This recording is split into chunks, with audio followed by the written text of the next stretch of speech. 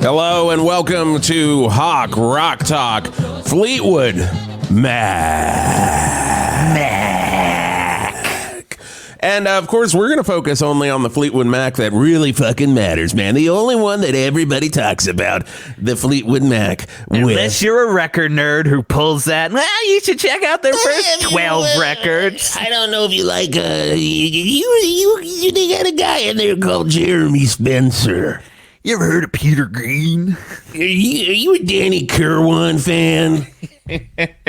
Look, I'm going to say straight off the bat, we might, as time goes on, right?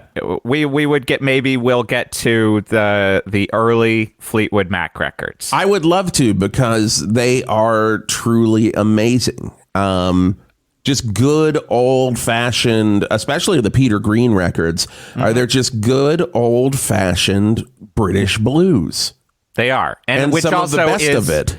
Right. And which is also sometimes the downside for me, because it's more that, like, not that I necessarily don't like. Obviously, I listen to so much proto-metal and early stuff, but, like, I have a threshold. Right. And we did toy with, will we just do every record? And then it was like, well, that's so many. And I listened to them, though. Yeah, I listened for this, but they are all, to me, they're all very good, but there are standout. I mean, it's the same actually for most Fleetwood Mac records for me too. There are standout songs. Spoiler. There are standout songs amidst, honestly, to me, songs that I'm like, these are good. Right. And sometimes I think there's a certain type of record nerd and music nerd in this certain kind of like way that is just like, yeah, man, that's the only stuff I can hang with. You know what? All I can hang with is Peter Green, man. That's what that's the real stuff. Yeah, I mean, I guess that rumor stuff's okay, but if you want to get to the heart of Fleetwood Mac, you want to. If I want to hear Mick Fleetwood kind of just playing drums haphazardly, I wanted to hear it with some fucking proto blues versus. Yeah, I like them all, but they don't. I've always wanted them to hit me more. This is a preview to the future. Hit me more. I've always wanted them to hit me more than they actually do. I always like end up listening. I'm like, these are very good, but I'd rather listen to other things of that ilk. Well, let's go ahead. Let's go ahead and start this episode of Hawk Rock Talk Fleetwood Mac out with the question that we ask at the beginning of each Hawk Rock Talk. Where did you grow up with Fleetwood Mac? Like, where was this in your rock and roll upbringing, Geoff? I would say this, unless I'm remembering wrong, Fleetwood Mac was a purely classic rock radio band. Okay. Like, so you're driving down the road in Connecticut, and it's like, you could go your own way. And then you stop, you get a pizza, go to the water park. Yeah, sadly, honestly, and this has probably come up more often, what I think of is I am in my backyard doing chores my dad is making me do. And we always have 99 Rock WPLR. WCC on. Yeah. It's just we had the same boombox that never moved. I bet you if I went to my mom's house, it would be the same spot, rusted, and set to 99 Rock WPLR. But the next time you go, you got to look for that for us. I should actually. I didn't. I forgot to look. Yes. But yeah. So for me, I don't think my parents listened to Fleetwood Mac that much. It's possible they've got a story because they'll pull out randomly, like, oh yeah, I saw that band. But honestly, when I was listening, I was like, oh, my mom leans more towards, much like me, I guess, like heavier, but also like Southern. Like, and I think Molly Hatchet. I mean, honestly, like, good, yeah. She ain't against Molly Hatchet. I might have seen Molly Hatchet with her. But yeah, I was like, so for me, it never was much of a band. I think I always honestly was like, I don't really love Fleetwood Mac. And that there'd be songs that maybe pop, but they just honestly were a band that weren't much in my mind. I never would really consider them. And I think listening to all these now, especially, I had like a little bit of a misconception, but also like, I think I attached them to like a certain type of person. Like to me, and there's lots of different Mac fans, but like Fleetwood Mac was like, woman who is into hardcore, and now that she's gotten a little older, she's got a lot of kind of bikery tattoos, and she's really embracing Stevie Nicks's White Witch sort of vibe. Like maybe they start to maybe they live out near Joshua Tree in Pioneer Town, right? And they're like, now I've decided I'm making my own candles, and I own a vintage store or whatever. If you make your own candles, you are a Stevie Nicks fan. Yeah, and they're on that fine line of like, man, they're dressing like an older biker woman, then all of a sudden you're like, oh wait, now we're just old. Now you're just like an old biker woman.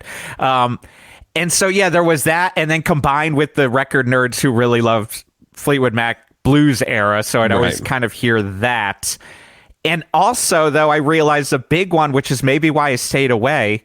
And this attaches to you and a podcast, I believe, called Mom Rock. Yeah.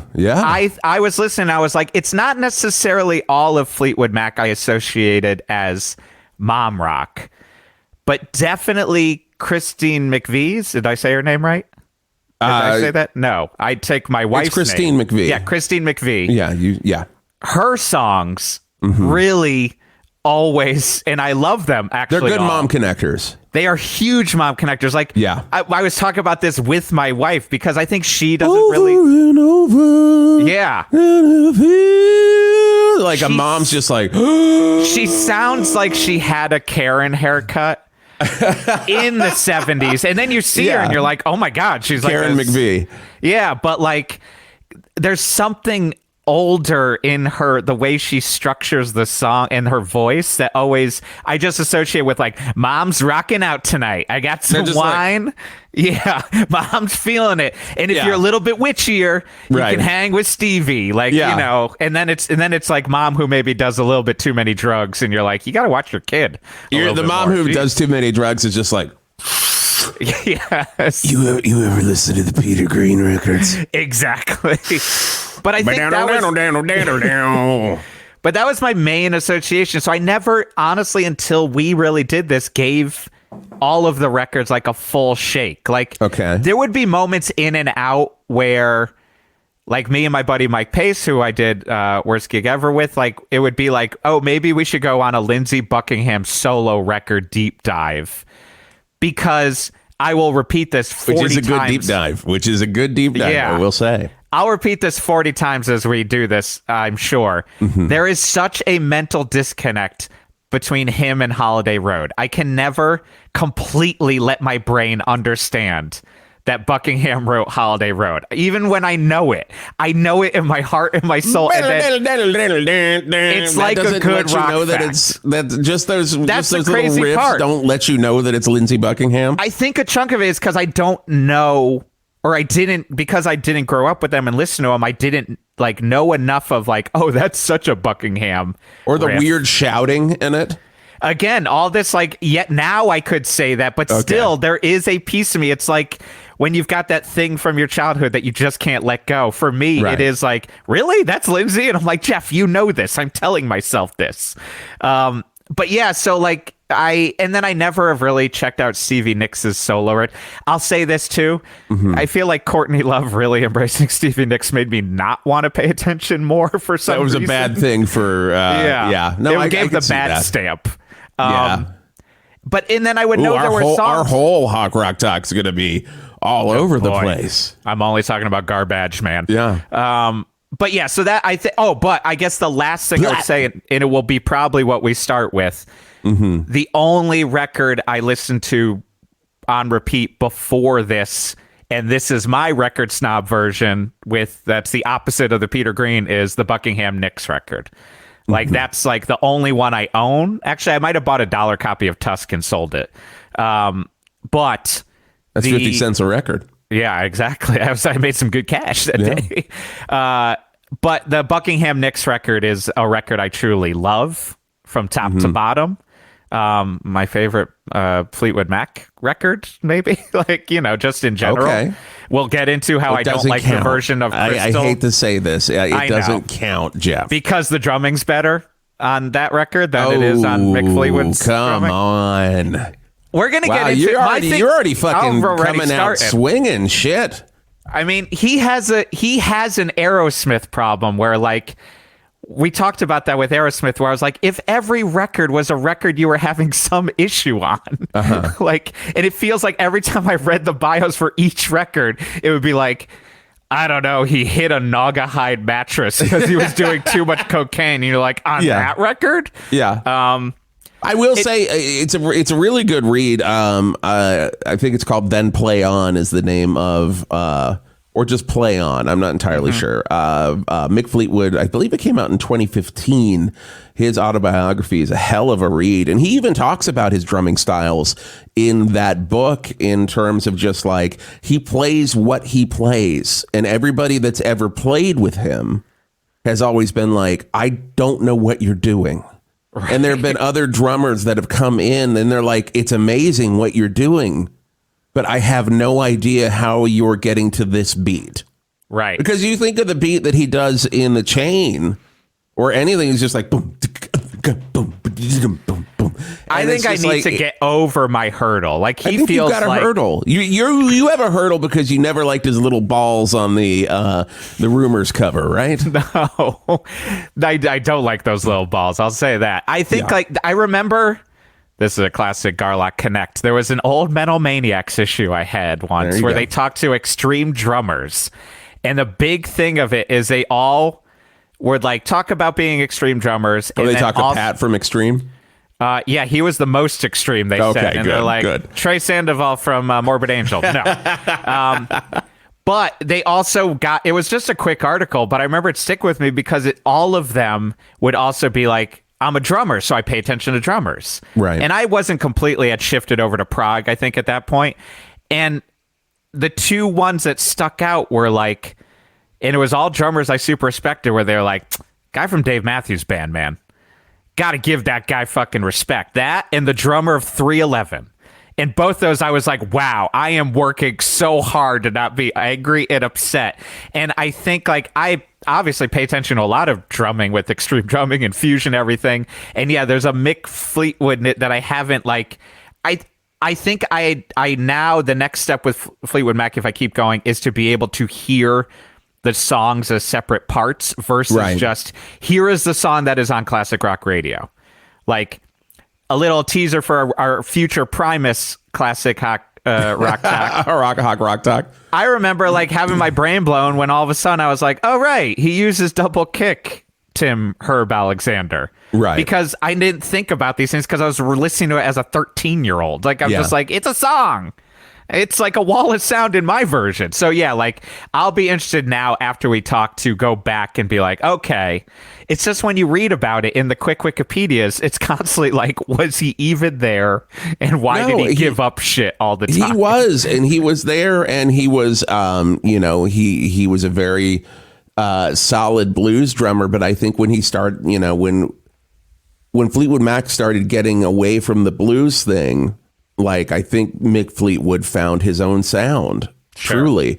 So for me, Fleetwood Mac, I specifically remember my group of friends all kind of getting into them at the same time. I want to say it was 94, 93, 94. That box set had come out a few years before, but I think it was like already kind of in bargain bins at our local record stores. Oh God, I think it was called The Chain. Okay. And it was a 4 CD box set that had a lot of different, let me know if I'm wrong on that. Are you looking it up? I'm trying to, I think it's going to be a 4 CD. Yeah. It's like sometimes how you'll be like, for years, I would say the only Bruce Springsteen record that exists in my brain was that live record where he's on the front. Oh, yeah, I've got that right over there, man. But because that was the only one I think my dad had on tape, it was like a humongous box. Yeah. And you know how it is. Like, you're like, oh, I didn't even realize that he had records. I just thought it was a box set band. Yeah, The Chain. I recognize this one. But it was a really great box set. I remember them playing Don't Stop for the inauguration party for Bill Clinton. That's a big strike against Fleetwood preview. And I remember watching that and thinking, oh my God, these guys suck. these guys don't rock at all. Because just to let you know, I was very heavy into Queen. I was very heavy into Kiss. I was very heavy into Zeppelin and Sabbath at this point in time. Yeah. And like Megadeth and Metallica. So I was just like, what the fuck is this? What are we even doing here? Because it was it was, looking back at it now as a Fleetwood Mac fan, it's like, oh, that's a really great that's a cool reunion. How sweet. Yeah. But it was also just very like warm milk. It was 93, so it would have been January 1993. So 93 had already been at like Lollapalooza, oh yeah. And Fleetwood Mac did Lollapalooza with Body Count. When the members of Body Count came on stage and did Everywhere with them. Royal Trucks so nice. And Fleetwood Mac came up. Yeah, it was the best. So I remember seeing that and just being like, oh, and it kind of turned me off on Fleetwood Mac. Yeah. And I had heard all the songs and stuff from classic rock radio, from Rock 104, which was our rock station in the Southwest Virginia area, or WROV. But WROV used to be my specific competition, so I don't give them much love. Right. I really don't. But my friends and I got into it around the same time, and I think we started with Rumors. And I just remember hearing those first few lines of just that really crisp ass guitar that starts off Secondhand News. Yeah. And I was just like, what is this? I've never heard anything like this. Can I say on a quick pin? Yesterday, out of nowhere, my wife just texted me, why is Fleetwood Mac the most distrusted band?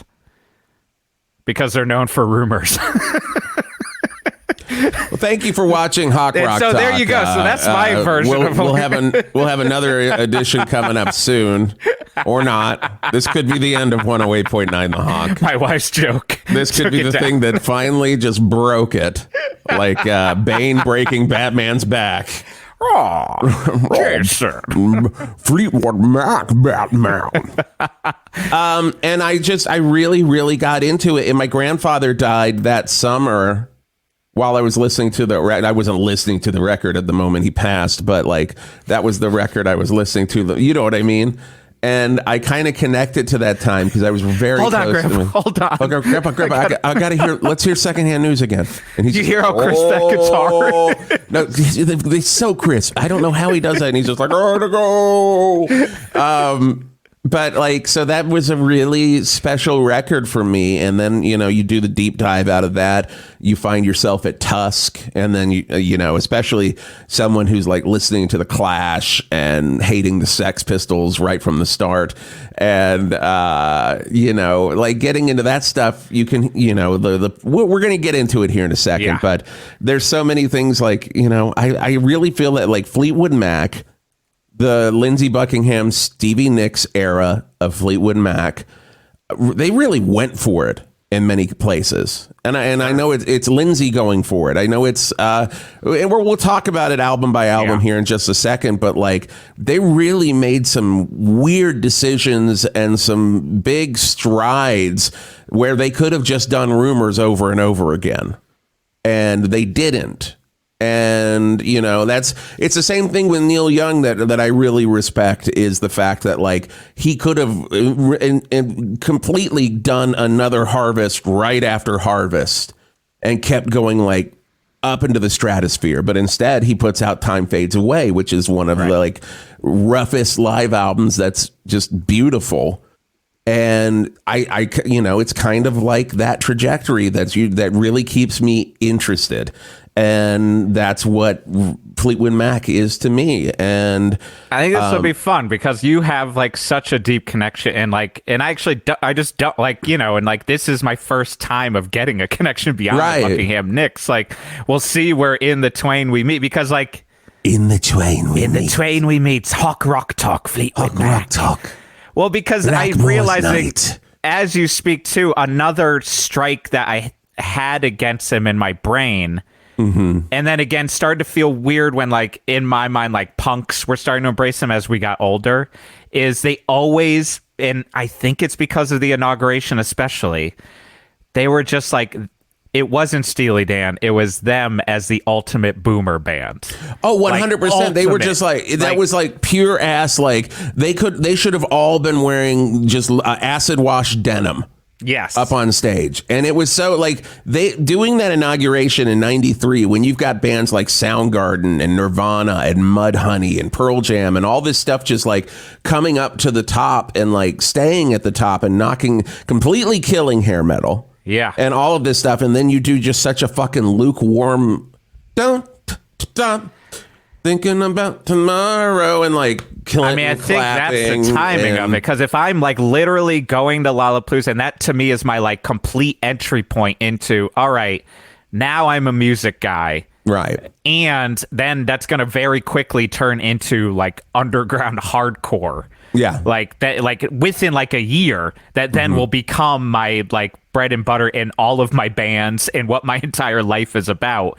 There wasn't room because they just didn't exist as before. I'm going to ask my mom next time I talk to her, because she'll just bring up yeah, when I saw Janis Joplin or I saw this, but yeah. I don't feel like I've ever heard a Fleetwood Mac story. And I could picture my dad being not for me. Not for me. Just in his weird dismissive tone, where if you think I sound dismissive, every once in a while he'll have, and I'm oh, that's where I got it from. I get it. Was he doing chaw? He got a fucking just chaw is always in there? kind of that's kind of how he thinks. He's always kind of scratching his Nope. chin, yeah. Nope. I don't think my dad liked Fleetwood Mac very much. My mom loves Fleetwood Mac and still I can does see to that this from what day. I've heard of your dad. I don't think Dad liked them. Yeah. I think Dad hated Lindsey Buckingham. Also, he's Dad kind of a hateable personality in some ways. If you decided, he is, if you choose that you want to hate him. Well, that's the thing. But I also wonder, and maybe we'll get into this when we start to get into relationships with the records, is part of the Fleetwood Mac mystique that they the Mac-steak. Are you talking about the Mac-steak? Yeah. Have we not been talking about the Mac-steak? We've been talking about the Mac-steak the whole time, right? They do have the element where I was and I not knowing at the time, but I imagine with whatever articles in Rolling Stone, they're a little proto Kardashians. They're a little proto reality show. Can you imagine if they had a reality show? Cocaine Nightmares is what it's called. Oh my God. Yeah. But just because the drama of what their deal is and the fact that they're singing at each other right. is part of the allure. That's what makes the chain and all that shit really hit. The ultimate hardcore song breakdown, but in a Fleetwood Mac song. Yeah. But I do think, I wonder if that's also something that could turn off someone like your dad, how I feel sometimes, where I'm just why would I fucking watch that shit? Mm-hmm. The drama is exhausting. I just want to fucking rock, man. Stop yelling at your ex-wife, man. I could have just imagined that being a barrier for certain music fans of that time. I mean, not 10 million of them. Can you imagine the commercial for that? It'd be this weekend on an all-new Cocaine Mac. Just drama is high. Mick Fleetwood's balls are swinging. Mick Fleetwood's always turning towards the camera with lots of white lines coming out of his nose. Oh! Yeah, just screaming. Yeah, fucking cocaine spiral. Lindsey's got himself duct taped to the ceiling with a mic in his mouth. It's very funny, too, that all the little snippets, because I love how Wikipedia will put little snippets of articles as it's just a quote. Yeah. And it feels like every time I would read something about cocaine, it felt like they all, in a very, to me, addict-y sort of way, would throw in. I mean, we never really bought it. It was just around. Oh, yeah. I mean, so it's okay if you don't buy it. No. You're never got it. Perfectly fine. It's I didn't even do it because I didn't buy it. Yeah, I didn't buy it. It's fine. Everyone was doing it. I wasn't buying it. Come on. Yeah, we'll talk a little bit about that once we get to a little album called Tango in the Night. Ooh, which should have been called Cocaine in the Night. Or called Geoff's favorite Fleetwood Mac record. So just a quick little journey through the world of Fleetwood Mac. They formed in London in 1967, founded by Peter Green, Jeremy Spencer, Mick Fleetwood, and Bob Brunning was the original bass guitarist before John McVie joined the lineup. And they went through so many guitarists. They had Danny Kirwan joined. They had so many albums. They released so many records before Buckingham Nicks joined the lineup in 1974. Is it the same amount as Bee Gees before Disco Bee Gees? It's definitely comparable. It's definitely comparable. That's another thing I can never believe when I say it, much like Lindsey Buckingham wrote Holiday Road. Whenever I tell people, and I pulled the Peter Green Fleetwood Mac version with the Bee Gees, where I'm like, oh, but you got to listen to those first 12 records. And I stamp out my fucking cigarette with my foot. Well, you're saying you never heard Holiday? And then I got to go price some Can records. Let me price these Can records, and I'll put on a New York mining disaster for you. 1, 2, 3, 4. I'm including a live. 5, 6, 7, 8, 9, 10. Okay, so 10. So 9. As far as I can tell, 9. 9 studio, 1 live. Fleetwood Mac in Chicago. Okay. Fleetwood Mac and 7 Chicago blues musicians. That sounds like maybe my nightmare. And to be honest with you, there are some serious. I mean, you had Fleetwood Mac, Mr. Wonderful, Then Play On, Kiln House, Future Games, Bare Trees, Penguin, Mystery to Me, and Heroes Are Hard to Find. Heroes Are Hard to Find was kind of a last gasp for this lineup. They had re-signed to Warner Brothers. I hate that album cover. It's a very bad album cover. That's the album cover with okay. The album cover is Mick Fleetwood sucking in his belly. So he's basically a skeleton, holding on to a child. Yeah. I think just that's children out of our album cover, 70s rock. That's got to be his kid, right? I hope. Okay. I hope. That's just a strange kid, probably. Can we get the strange kid in here? Can you get the strange one? No, not the strange. No, the strange one. I want the strange kid in here, please. I will say I never knew Green Monalishi with the 3-pronged crown was their song forever. Or is it 2? 2-pronged. There's crown. 2 prongs, man. 2 prongs. Hey, buddy, I'm going to be back here pricing some Jandek tapes. Give me a few. I didn't know. I mean, because Melvins cover it on the Bootlicker, I think, which was they did 3 albums on Ipecac. Judas Priest covers it? Well, but then I was like, oh, they did a Judas Priest cover, which what I realized, because I didn't listen to Judas Priest for a long time because I decided I'm an Iron Maiden fan, not a Priest fan. Then all of a sudden I was like, what, am I crazy? They're both What amazing. a fucking idiot. I mean, that's what being a hardcore snob is about. Wow. Is picking one. I mean, that was like a battle for a while for people. You had to pick one or the other, and then all of a sudden I was like, wait, they're can't the love both, bro. Can't love both, man. No room for loving lots of bands. That's a new Hawk t-shirt. And no room for loving lots of bands. It's a good one. That's a good one. Yeah. And then they also, before we get into the Buckingham Nicks period, they also did Black Magic Woman, which was taken by Santana and turned into a song that everyone believes is a Santana song. I did, certainly, my whole life. But I highly recommend going back in time or your Spotify or whatever. And if you can go back in time, that's amazing. If you can do that, that's you know how to go back in time, you let us know. You let us know if you're able to do that. But definitely check out these records. Just off the top of my head here, I love the let's see here. What records do I really enjoy? I really enjoy this. Come on. This is classic here. Classic Peter Green there. It is. This is Oh Well. I mean, that's great. Part 1. And also, Lindsey Buckingham era would do this live sometimes, which was very cool. And then they did it live. It feels like a Buckingham could be if it was a little bit more weirdly finger-picked. Yes. Not more traditional finger-picked. Yes. Almost. And then when Mike Campbell and Neil Finn replaced Lindsey Buckingham in 2018 when they did that last Fleetwood Mac tour, which is probably going to be the final Fleetwood Mac tour.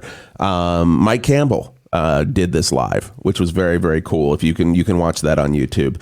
But let's get to it, guys. Basically, the band disintegrated in 1974. You had John McVie. You had Mick Fleetwood, you had Christine McVie, and you had who was with let's see here.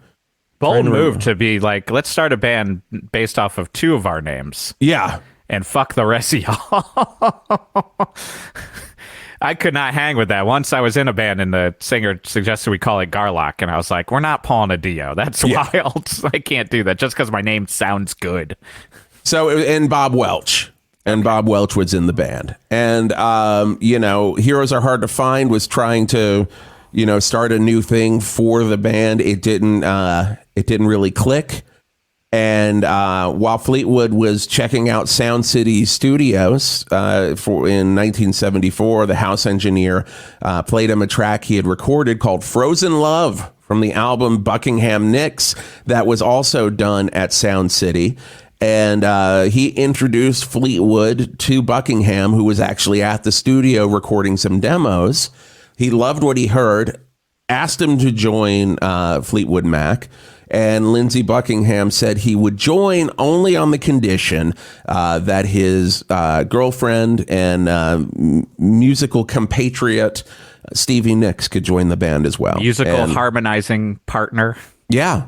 And that Buckingham Nicks record, guys, it's unbelievable. And it's kind of a perfect record in a weird way. Like I and Frozen Love, especially, like that song I can understand. That's like one of the best.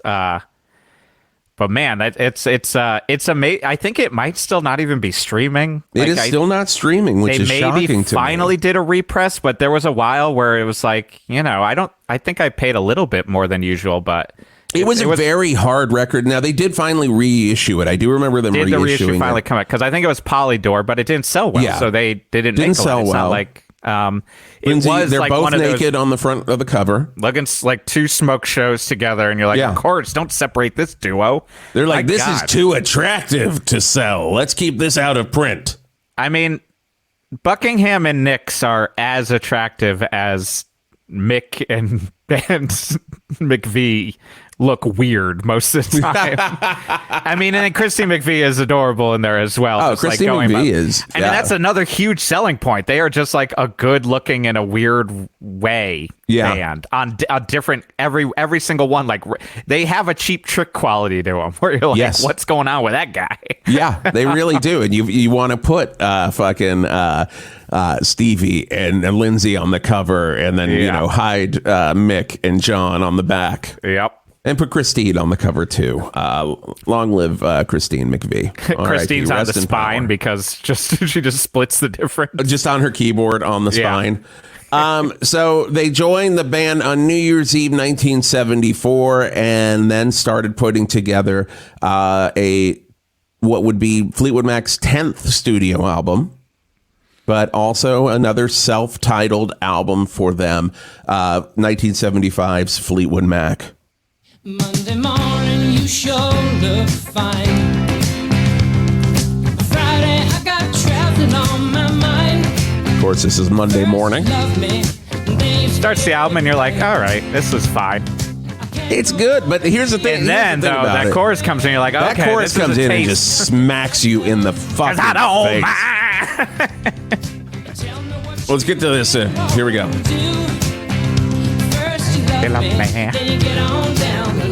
In your face. Also, we do have to say something here, and I don't know if you listened to this as a bass player, Geoff, but John McVie is a fucking solid ass John Deacon-esque bassist. He is. In terms of just being like all over the neck and doing stuff on the neck where you're like, he could be playing it low, but he's just fucking farting around up here for a second. And then is it the behind the music where they talk about? I mean, we'll get to with the chain, but like that did bring together like how he plays because he was like angry because he's like, I don't play quarter notes. Yeah. He's like, I walk everywhere. I take this elephant for the walk, baby. And he's like, fine, give me more cocaine. I didn't buy it. And then you've got something like this coming out of the gate. I mean, the thing, I'll say this about Fleetwood Mac too. They are, their records are super soft, but because they are a classic rock radio band where like I only know them from classic rock. Right.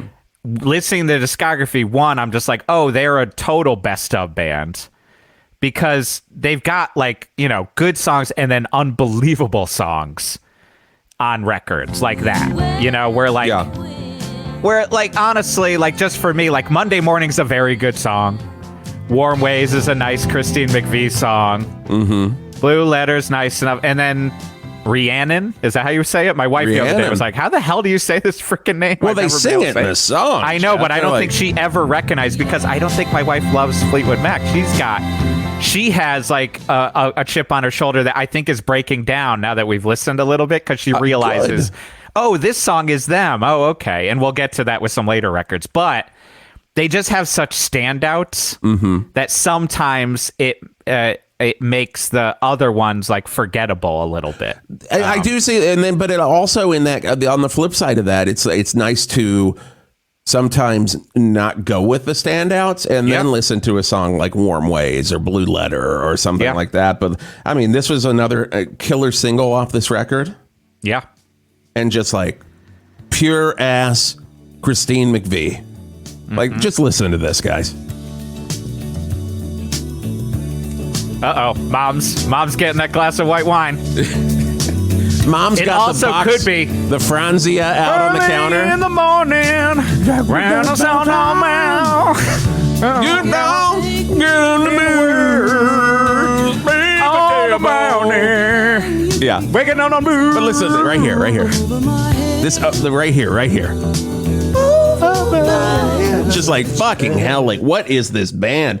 Where did they come from? What are they doing to us? And then of course they did everybody's favorite Smashing Pumpkins song. I've been changing.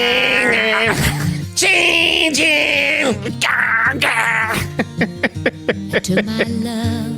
Took it down. But this was like, I mean, did Christine McVie not like this? That she thought it was boring? Is this the one? I don't know if I heard. Is that true? I might have clicked on that and saw that. I can't. It's sometimes hard to merge because they're always quietly fighting and then talk about how they're all best friends. Yeah. In other interviews, but well, I'll tell you what. It's not boring. It's one of the greatest songs ever fucking written. And I was such a Smashing Pumpkins fan. So when this came out on Pisces Iscariot, I was just like, oh, yeah, this is great. And I poke so much. I still love Smashing Pumpkins. I don't really enjoy much of the new stuff. But I still do love them, even though Billy Corgan told me to go fuck myself when I was a child. Look, I can do a whole podcast with the #1 Smashing Pumpkins fan. Oh, yeah. And still not enjoy them at all. Oh, yeah. But because that's what friendship is about, people in this world. Friendship. The album debuted at 183 on the U.S. Billboard 200 chart on August 2nd, 1975, and it reached its peak at #1 of the chart on September 4th, 1976, 58 weeks after it entered the chart. And yeah, this record fucking rules, man. And you got. I said before, I like the version of Crystal on Buckingham Nicks better than the version on this. It just sounds. I think partly because I'm just so used to how it sounds, but I think it's just like a little bit lighter in a weirder way, and like has like an odd keyboard thing that I don't think adds to it as much as on the other record. And it's also odd to me that Frozen Love is the one that they were like, oh baby, we should have them join our band and reconfigure the entire like everything that we are. We should let him take our cell structure and fuck with it. And then they're like, but let's not re-record Frozen Love. I don't know if there's some reason. Like, it just seems like an odd move. The Fleetwood Mac Genome Project.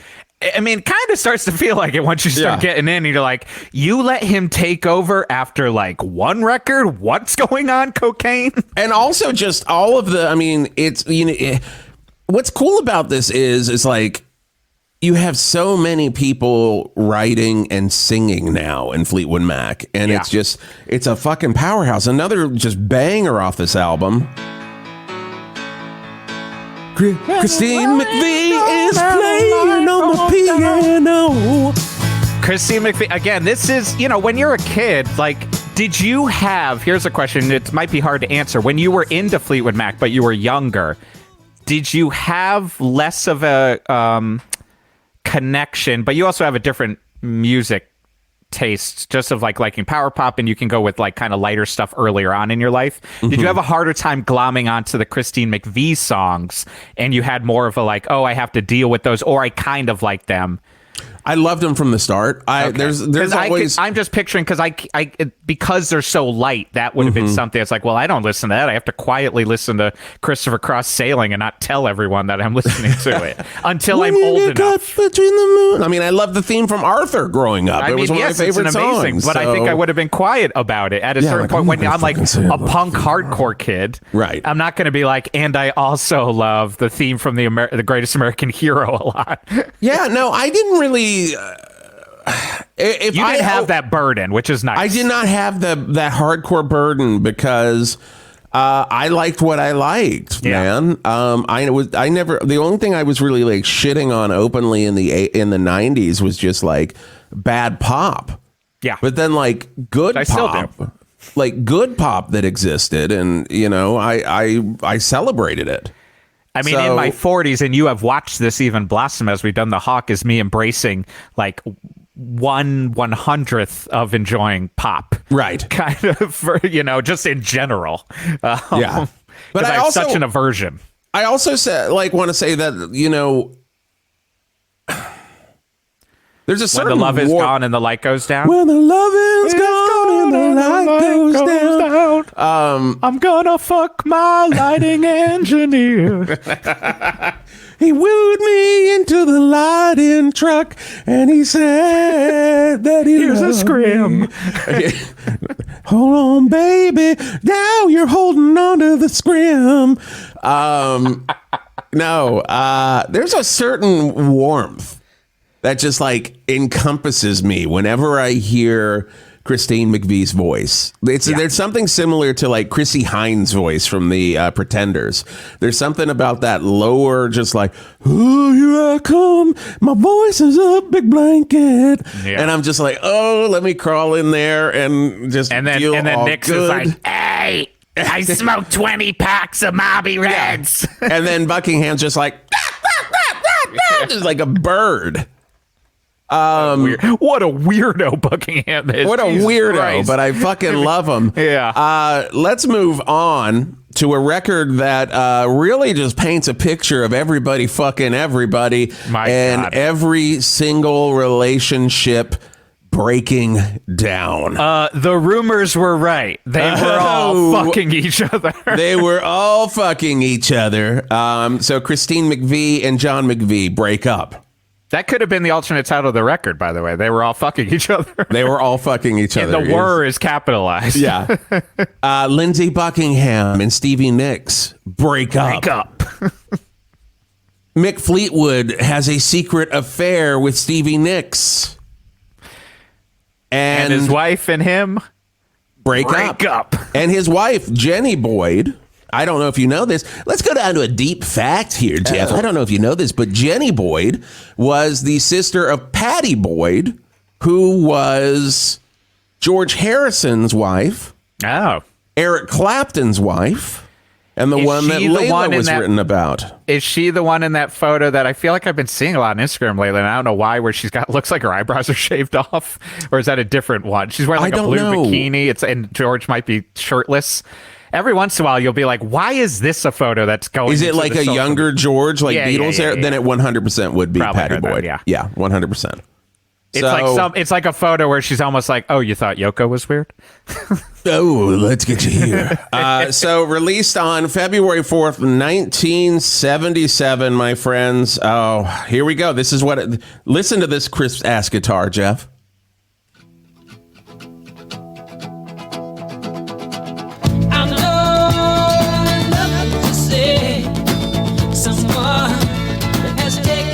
But like all of the themes and everything on this record is just like, we broke up.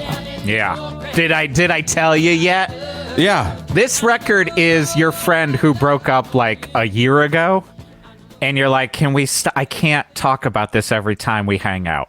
Like, you gotta stop bringing. And then they're like, no, check out this song. This song also is kind of a similar beginning to the first one. It's like Monday Morning to me. It is it does have a Buckingham. vibe. It's the same structure, same vibe. This is a better song, though. It's a much better song. Yes. Much better Although song. I think I've told you, I'll say two things. One, the most loving thing my son maybe has ever said to me the other day is I was talking about how I like this one dad, and like we know about the same like power violence and grindcore bands, so we'll talk about that. And I was like, you know how daddy likes to really talk about music and most people don't want to go that far? And he just goes, Daddy, you can talk to me about music as long as you want anytime. And I was like, now that's how you say you love me right there. But I can't tell, but sometimes we'll be listening to music in the car and he'll just go, Daddy, do you like this song? And then I'm like, is this your way of saying you don't like this song? Because usually I think if he does like it, he goes, you like this song, right? Do you like it or love it? He always wants to know, like, there's no in between with him. It's like me. But he definitely, to this song, very quickly was like, do you like this song? And I was like, I don't think you like this song, but Godspeed. And then the vocals get to the down, down, down, down. And I'm like, I can give it to you. I like it, but it's weird. Does Harry like it? I think that's the thing. He asked about this one. So he would like it if you'd like it. I think he doesn't want to hurt my feelings by telling me he doesn't like a song. Because we've had this discussion, like it's kind of rude to just say like you don't like something when other people clearly like it around you. But I think often when he words in that way, he's setting up to like, if I said I don't love it, then he'll go, I don't love it either. Okay. So I think he didn't like it, and then I said I liked it, and then he just said nothing. So he understands how daddy works. So the lyrics in this song kind of set the tone for what this record is going to be. A couple of the lyrics that really set that tone is, I know there's nothing to say. Someone has taken my place. Oh, boy. And then also, one thing I think you should know, I ain't going to miss you when you go.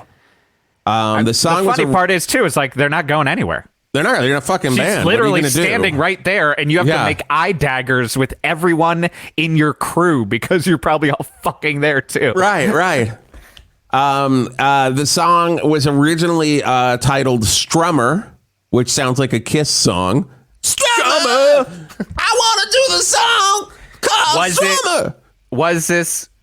No, that wouldn't have worked in time. Would it be that he all of a sudden was like, I like The Clash, I'm going to call this Joe Strummer? No. Okay. Hey, but he did get inspiration from one of your favorite bands on this song. He wanted the song like a disco-like groove for this, after hearing Jive Talking. Nice. By your boys and my boys, the Bee Gees. Down, down, down, down, down, down. So they kind of did the drums a little bit off of 4 tracks of electric guitar and chair percussion to evoke the Celtic rock. Yes, the Naugahyde chair was used for this percussion sound. And they said, let's do this, baby. Yeah. So that's the album. Starts off with Secondhand News, immediately goes into another absolute fucking banger.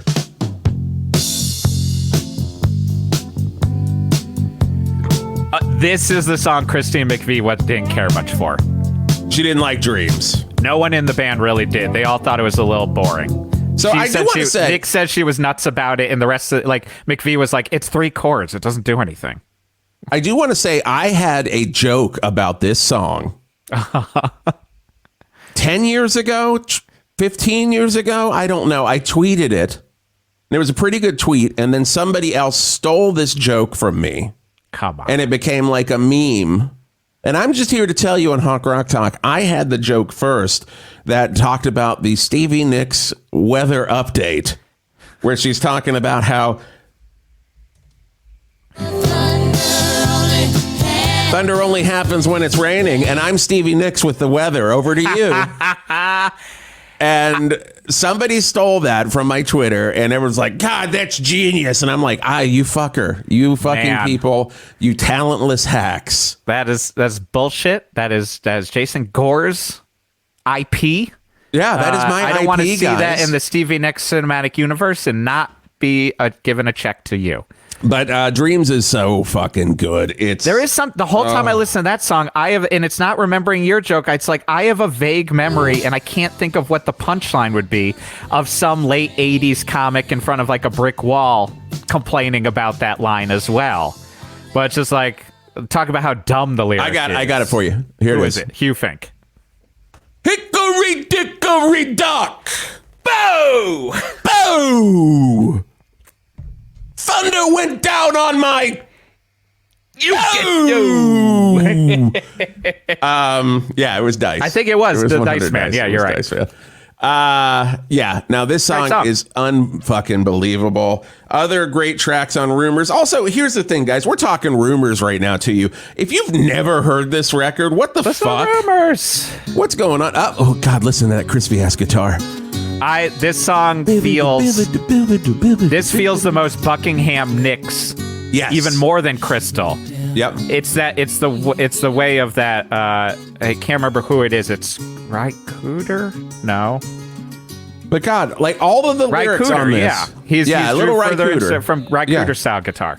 She broke down and let me in, made me see where I've been down one time, been down two times, never going back again. Mm-hmm. Just like, God damn, this is just all serious ass heartbreak throughout this entire record. Yeah. And then you got I'll say too that just to say that finger picking is like close to like John Fahey style stuff. Yeah, like it just is even like a little bit of like a Nick Drake type picking too. Because it's the sadness and down a one road. And I do think that like he did the finger picking. I think that's always been Lindsey Buckingham's technique, but I think after this record he really fucking went with it. Does he not play with a pick? He does not play with a pick. I think he does sometimes, but for the most part, it's just like... He's not a Hundo Knopfler. He's not a Hundo Knopfler.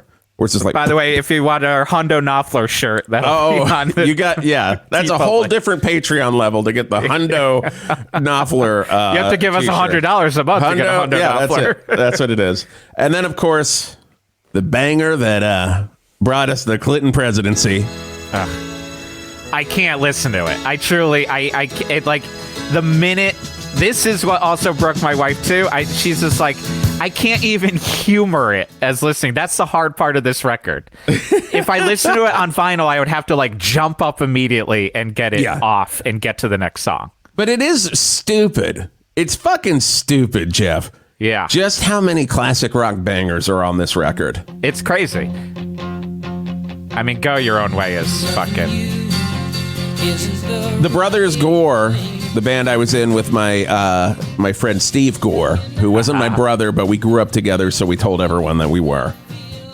We would cover this. Wow. And we would change one of the lines. Let's see, which line is it? The Shacking Up. You listen to Stevie's Shacking Up. The Shacking Up line, we would say, jacking off, you know it's only for me. Perfect. Yeah. Perfect. Love that one line joke change. Yeah. That's what we do in the Brothers Gore. Like to do a little punch up. Yeah. So Go Your Own Way, another huge one. Songbird, hell of a song. You can kind of hear the vitriol in that one the most, maybe. Oh, like, Go Your Own Way. It's the one that is just the most just fucking blatantly and that is the line out that there. Stevie Nicks was like, that's the only one I want changed. And then he was like, no. No, you could go like, your own way. Like, it's just mean. I'm not shacking up with everyone. Also, like, it's very interesting to look at live footage from this time period where, like, when they're singing these lines, and I would say from this time period on, when they sing these lines, they fucking sing them to each other on stage. And even in the dance in Silver Springs, and we're going to talk about that coming up, just like there are so many moments where they're just fucking looking at each other. And I know that they're, they got back to a place where there was love again until like 2018 when it all went out the window. Yeah, that wasn't happening when you broke up, have to record the record immediately. And yes. then, and then you tour for fucking ever on this record. I'm just going to probably state this.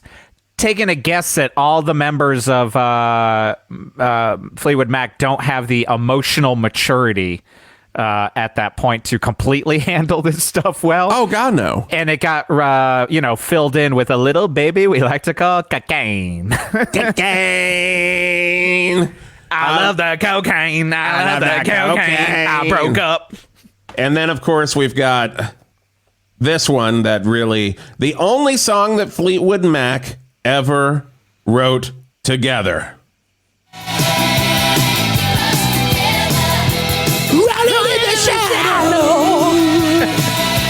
It's a great song. So And good. it really is like a hardcore song breakdown. It It's truly, so I can fucking never good. not hear it as like a Youth Crew song or like a 93 hardcore song. Yeah.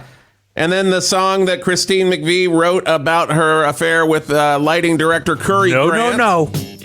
She told John McVie that it was about their dog. And I'm sorry. And he believed that. But the dog was also named Curry Grant, which was really weird and off-putting.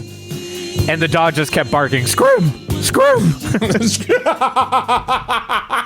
John's like, why does the dog keep barking scream?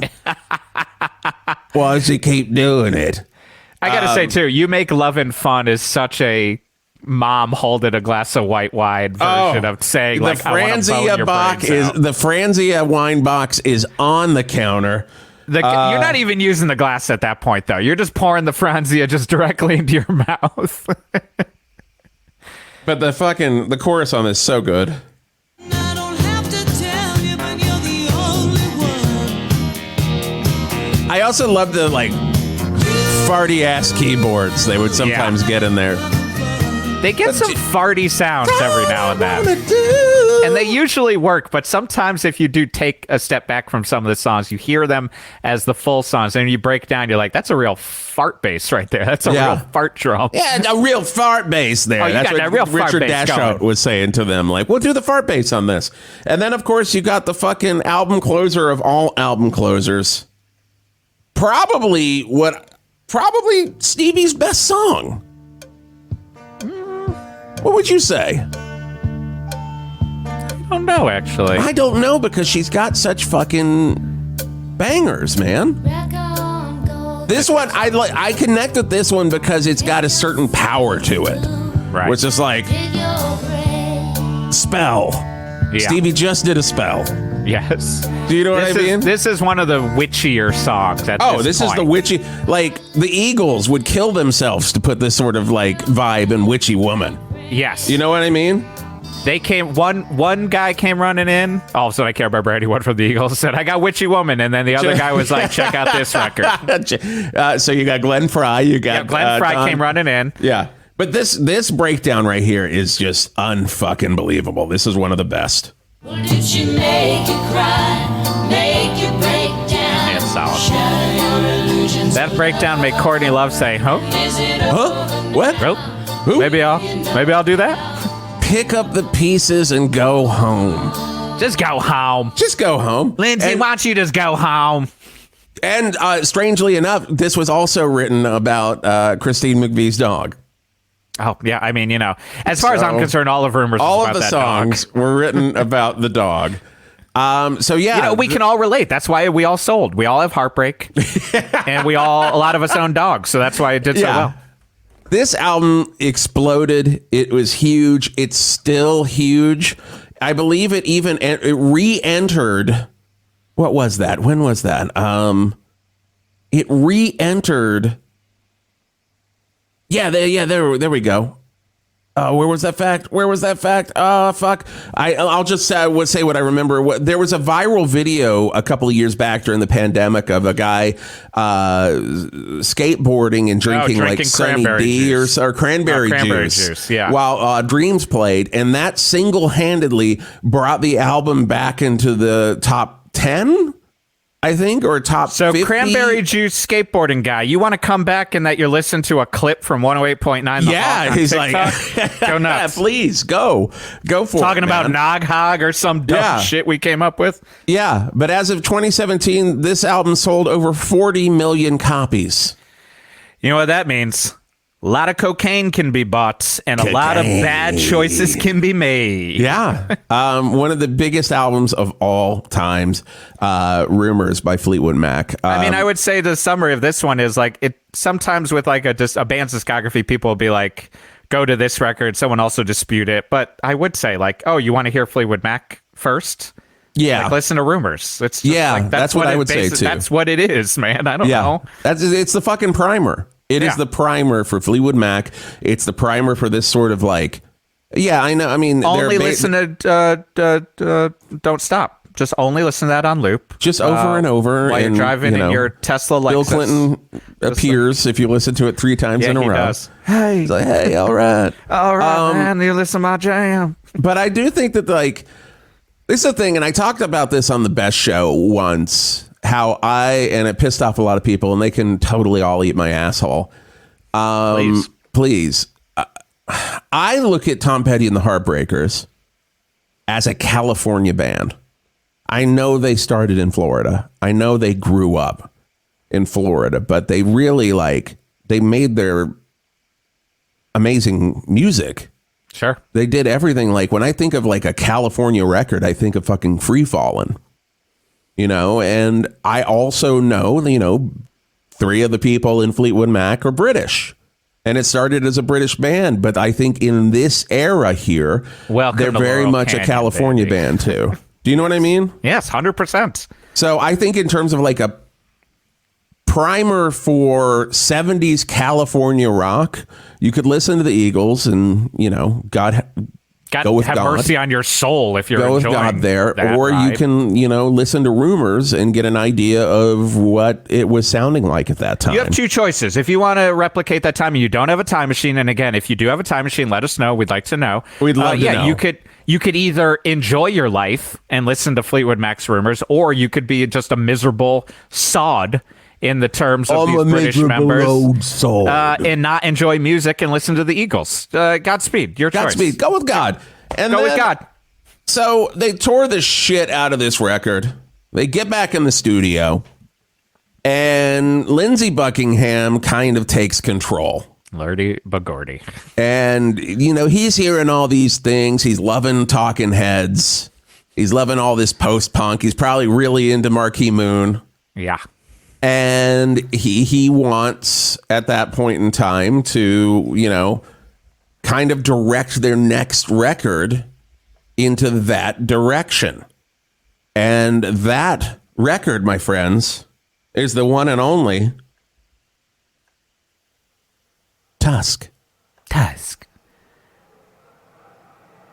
Tusk. Tusk. Tusk. Tusk. It's a classic double album. Tusk. Tusk. When a band is like, we had an unbelievable success. Maybe we figured out what we're doing. And yes, on one end, artistically, you could be like, that's pretty brave to change it all up. Yeah. Or as someone who's still trying to figure out if following up being, you know, pretty straight ahead kind of post-punky band to turn into a double LP that had long sprawling songs like we did with Panthers. And I still am just like, did we make the right move when the record label was like, this is the record you're handing in? Right. I question, you know, if this was the exact move, but Godspeed. I think they're fine with money. No, they're not. Read that article about kicking him out the last time they kicked him out. But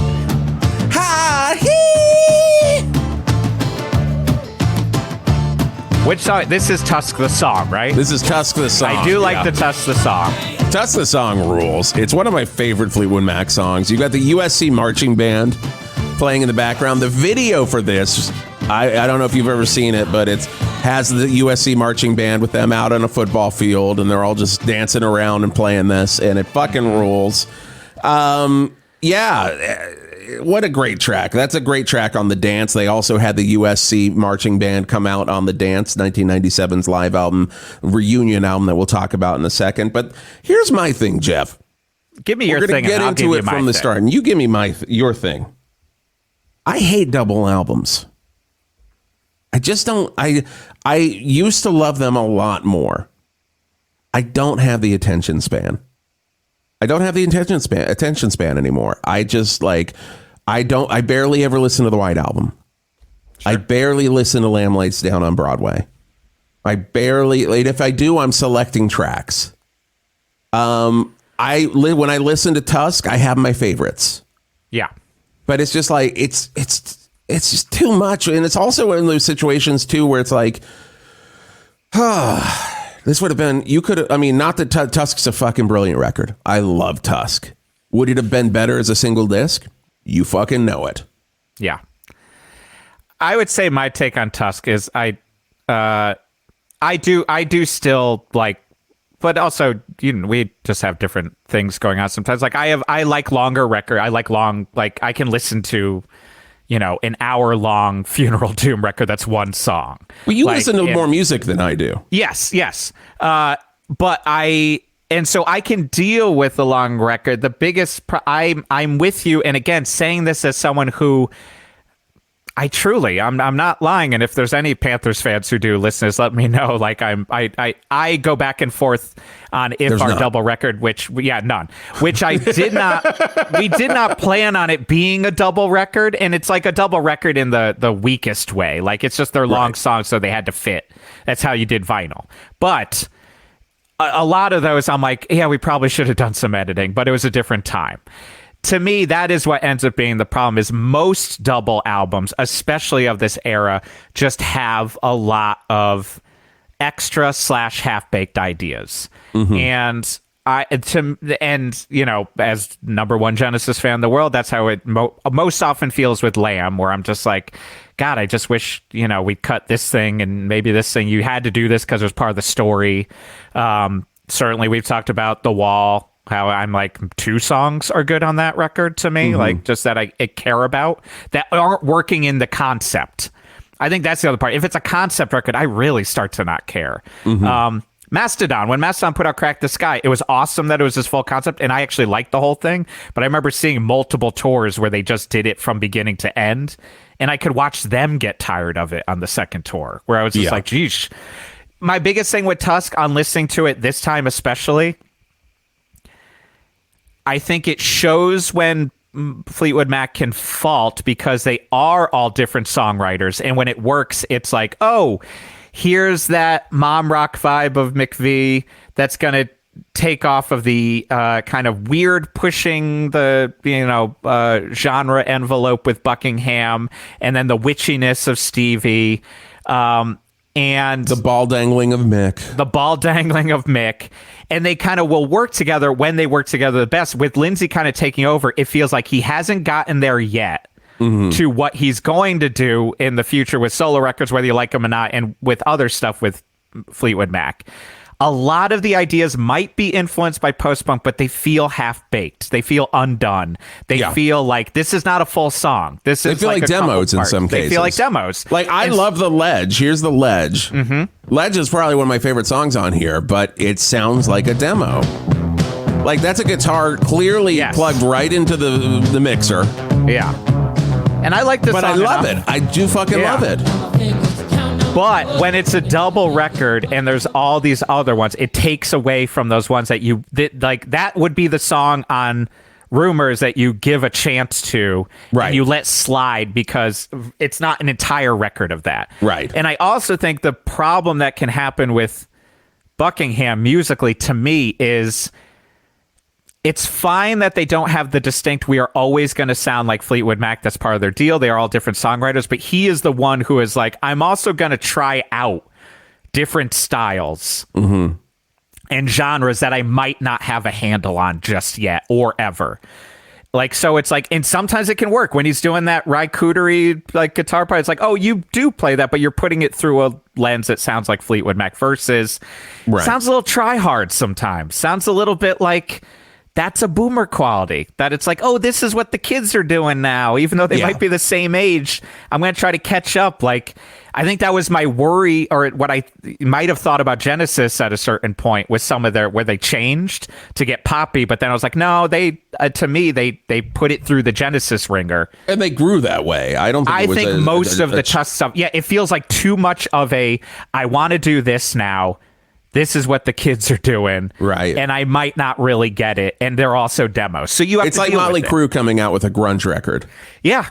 Even Kisses, even though that might be more successful than the grunge record that Motley Crue did, but like Unholy, whatever that record is, where you're like, oh, they want to be a little bit heavier. And I get that. You do have to kind of pay attention to the times, but it just reeks of struggle a little bit. And in this case, it's like, you don't need to, man. You're golden. But I respect what what he was going for here. Like, apparently he got access to the Smiley Smile or the Smile Beach Boys session tapes to try to get an idea of where Brian Wilson's mindset was when, after the Beach Boys did Pet Sounds, which was such a high mark, they followed that up. We're going to follow that up with Smile, and that became Smiley Smile because Brian Wilson just went down a Brian Wilson hole. Yeah, he did. And I think you could say that Lindsey Buckingham kind of went down a Lindsey Buckingham hole in this.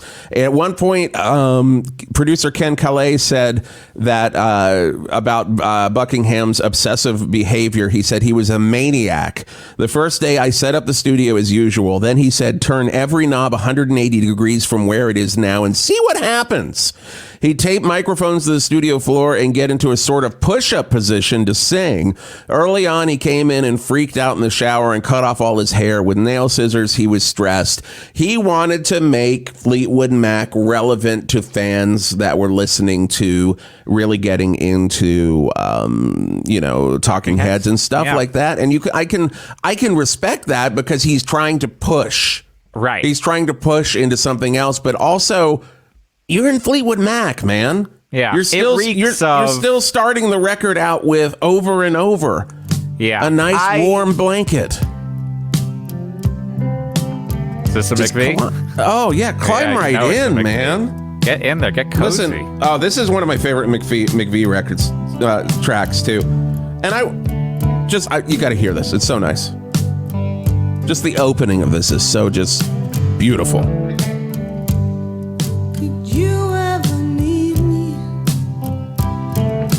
I think that's the thing. You hear this, and that's beautiful, and then you got crank, crank, crank, crank, crank, crabbing on my pants, crabbing on my chance. You can love me, but you can. Yeah, no, it's also jarring. like worst of both worlds because it's like I respect it that you got to stay relevant. I get that. And we say this as like we're older men who want to keep being like at least be able to do art that isn't just they're old guys doing art. Like I think about this too much, but.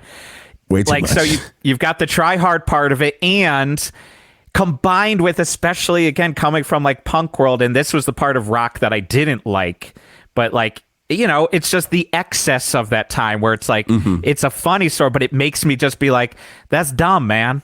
Why are you wasting so much fucking money? Excess. That's just stupid up your own ass shit. Like, yeah. And I do get in that mode of just like, or write the songs before you get in the studio. And I know this isn't ever how it works. This is like dumb, childish version, but like donate some of that money to someone who needs that money instead of wasting it all on doing push-ups while you record. Journalist Adam Webb described the Tusk recording sessions as a cocaine blizzard from which Christine McVie's then boyfriend, Beach Boy drummer Dennis Wilson, never really came out. Yeah, man.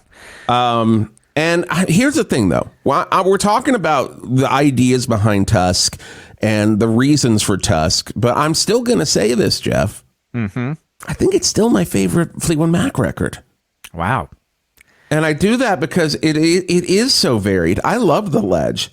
But then you got a Stevie Nicks banger right out of the gate. Like, this could have been on fucking Rumors. Sarah. I like Sarah. You got Storms. Yeah. Which is Nicks, just another great Nicks song. You have one of my favorite Lindsey Buckingham songs, What Makes You Think You're the One. What makes you think you're the one? Wah, wah, wah, wah. Which I do want to say, the Afghan, was it that? It's not the Afghan Wigs. It was the Twilight Singers. Greg Dooley's band, between the eras of the like Afghan Wigs, covered that. Let me see. I like Sisters of the Moon, I think. Trying to see if I can find that. I can't find it. I was trying to see if I could find that Dooley version. It's really good. I like Storms, I think. Storms is great. Sisters I like of the the Nick Moon. songs. I mean, you've got that. You've got fucking Angel. I think here's the thing with me. I'm very hard. I mean, I would say it's in this era, it might be my least liked record possibly, but because it's just so much work and it goes with the full rate. So like honestly, to get into it, and I might then end up moving in. I might have to like just make my own Tusk mix. That's kind of what I think I'm going to do. I think we should It's just do I that. don't like doing that to records because I like I'm a full album guy. I'm not really just like a one song. I'll call mine Musk. Kind of am. Yeah, Musk. Mine would be Dusk. It'll be the dark version. But mine would feel very similar to Rumors, which I think that like they're trying, they purposefully tried to stay away from. But did they? No, that's the thing. I say that they did. All that there work, is a Rumors in here. You just have to deal with Buckingham and his fucking. He's scared, and I get it. Less cocaine, more therapy is what this album should be called. That's the name of my single version. When I do my edited version of Tusk, Less Cocaine. It's called Less Cocaine, More Therapy. More Therapy. The Geoff There are Garlock 3 version. tracks on this album that were recorded only by Buckingham. No other members of Fleetwood Mac. What, you think you're the one? Buckingham? Jeez. No, that was not one of the ones. It was The Ledge, Save Me a Place, and That's Enough for Me. And I got to say, those, outside of The Ledge, you could probably cut those off, and he could have put those on Law and Order, his first solo record coming up. So I don't know, guys. It's still my favorite Fleetwood Mac record. I think it would be probably bigger than or just as big as Rumors had they edited it down. I'm going to return to it. I could also see younger Jason super into the Beatles being psyched on Tusk because it's like it makes you work a little harder sometimes. Yeah, 100%. Yeah. Now as older Jason, you're like, the fuck did you make me work so hard, man? I don't have the time for this. You're killing me over here, Buckingham. Jesus. I will say that Camper Van Beethoven did an awesome version. They recorded the whole record in 2003. Crazy. So if you love Tusk, highly recommend checking out a great band, Camper Van Beethoven, doing their version of the Tusk. And so after this, they did some solo records. And if you haven't heard Law and Order from Lindsey Buckingham, I highly recommend it. I need to go a deep dive of all. I've never listened to any Lindsey solo, I think, and it's so good. They did put a live album out after Tusk. I'll say I did not listen to this one. It's very, very good. I highly recommend it. Mainly, too, for this, because I talked about this earlier. Here's Lindsey Buckingham doing Peter Green's Oh Well. Oh, that's fun. I will say I did listen to that new live record that we talked about just came out. Yeah, so there is a new live record out in stores right now that is a Rumors live, like Rumors tour era live record. I think it's all from the Forum, right? Yeah. Yeah, it's from their funny show at the Forum. Because my wife is not a musician but loves music, but won't let things necessarily slide very quickly. And we were listening to that, and she was just like, "Oh, Nicks can't hit that note there, huh?" And I'm like, "Yeah, those are some high notes they recorded in the studio." Yeah, there's a couple where it's like, "Oh, you dropped that key very quick," like, and this is not just after you recorded it, probably too. Like that cocaine is a hell of a drug on the larynx, Yeah. Cocaine's a hell of a drug on the larynx, man. But in this time period, let's see, like when did Stevie Nicks, I just for my own mind here, when did her solo record, when did Belladonna come out? I'm going to do a deep dive on all of their solos because I don't think the solo records are great. That's They're the so thing, good. and we'll get into it with that. Yeah. With Tango, but there are definitely songs where I was like, oh, I didn't realize this was Fleetwood Mac. I thought it was just Christine McVie's solo or something like that. So Belladonna was Stevie Nicks' first solo record that came out on July 27, 1981. And it was produced by Jimmy Iovine and Tom Petty. The first single, of course, was Stop Dragging My Heart Around, a song given to her from Tom Petty and the Heartbreakers. Sounds exactly like a Tom song. Yeah, and it sounds like a Tom Petty song with Stevie Nicks singing over it. And until you just told me that fact, I would have told you that is a Tom Petty and the Heartbreakers song with Stevie Nicks guesting on his record. No, and it was originally going to be on a Tom Petty record, but they gave it Jimmy Iovine, convinced them to give it over to Stevie Nicks, and you gotta give it to Stevie. You got to give it to Stevie, and then on this record, the Heartbreakers back her up on a lot of these tracks They're all over this record. So if you're a Tom Petty fan, this is also for you as well. And then also, Edge of 17 was a big single here off of this record. That that's a Stevie Nicks solely written song that could have been a Fleetwood Mac banger. And then you've got 17 by Winger is a cover of that, right? Yes. Yeah. Dead on. No. Dead on. 100%. Yeah.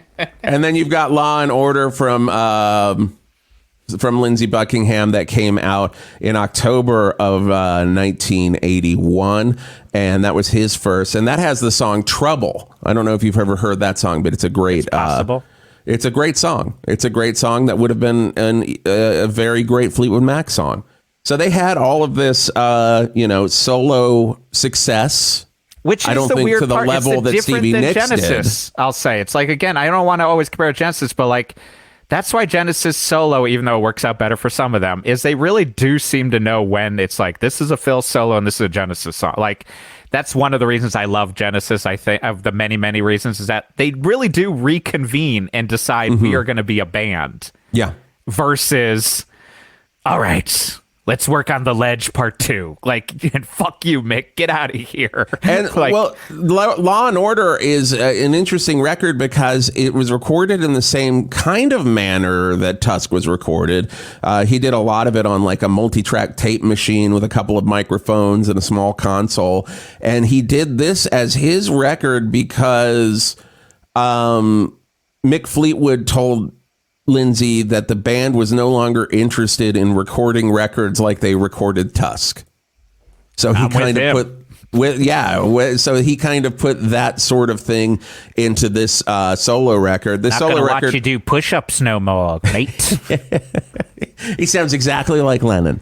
Exactly like Lennon. Welcome to Mick Fleetwood. Yeah. And then so in 1982, July of 1982, then we get Mirage, which is an album that I didn't really listen to much until recently. First time I've listened to most of this. And I was kind of shocked that I thought that Hold Me was a little later. I think I put it in the Tango in the Night period. Just of what I remember of listening to. I thought Gypsy was earlier in the. Yeah. So I would not have guessed, because I wasn't looking at it when I listened to this one for the first time, and I was like, Gypsy actually punched me in the face. Yeah. Just because I was like, wait, what? We haven't done Gypsy yet, and that's not a Stevie Nicks solo song? Yeah, I was shocked to hear this. I thought it was much, just from where I was as a kid remembering this song. Is Christine McVie the most timeless of all of the songwriters? Because 100%. all of her songs are 100%. Always the same era.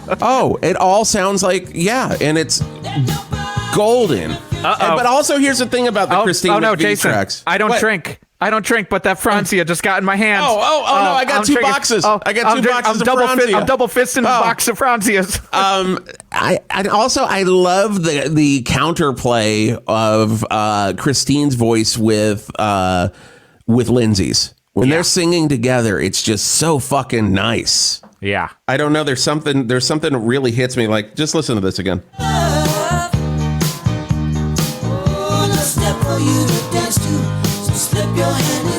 Because there's no Nicks there. No, I think it's because I think she comes into the chorus right here.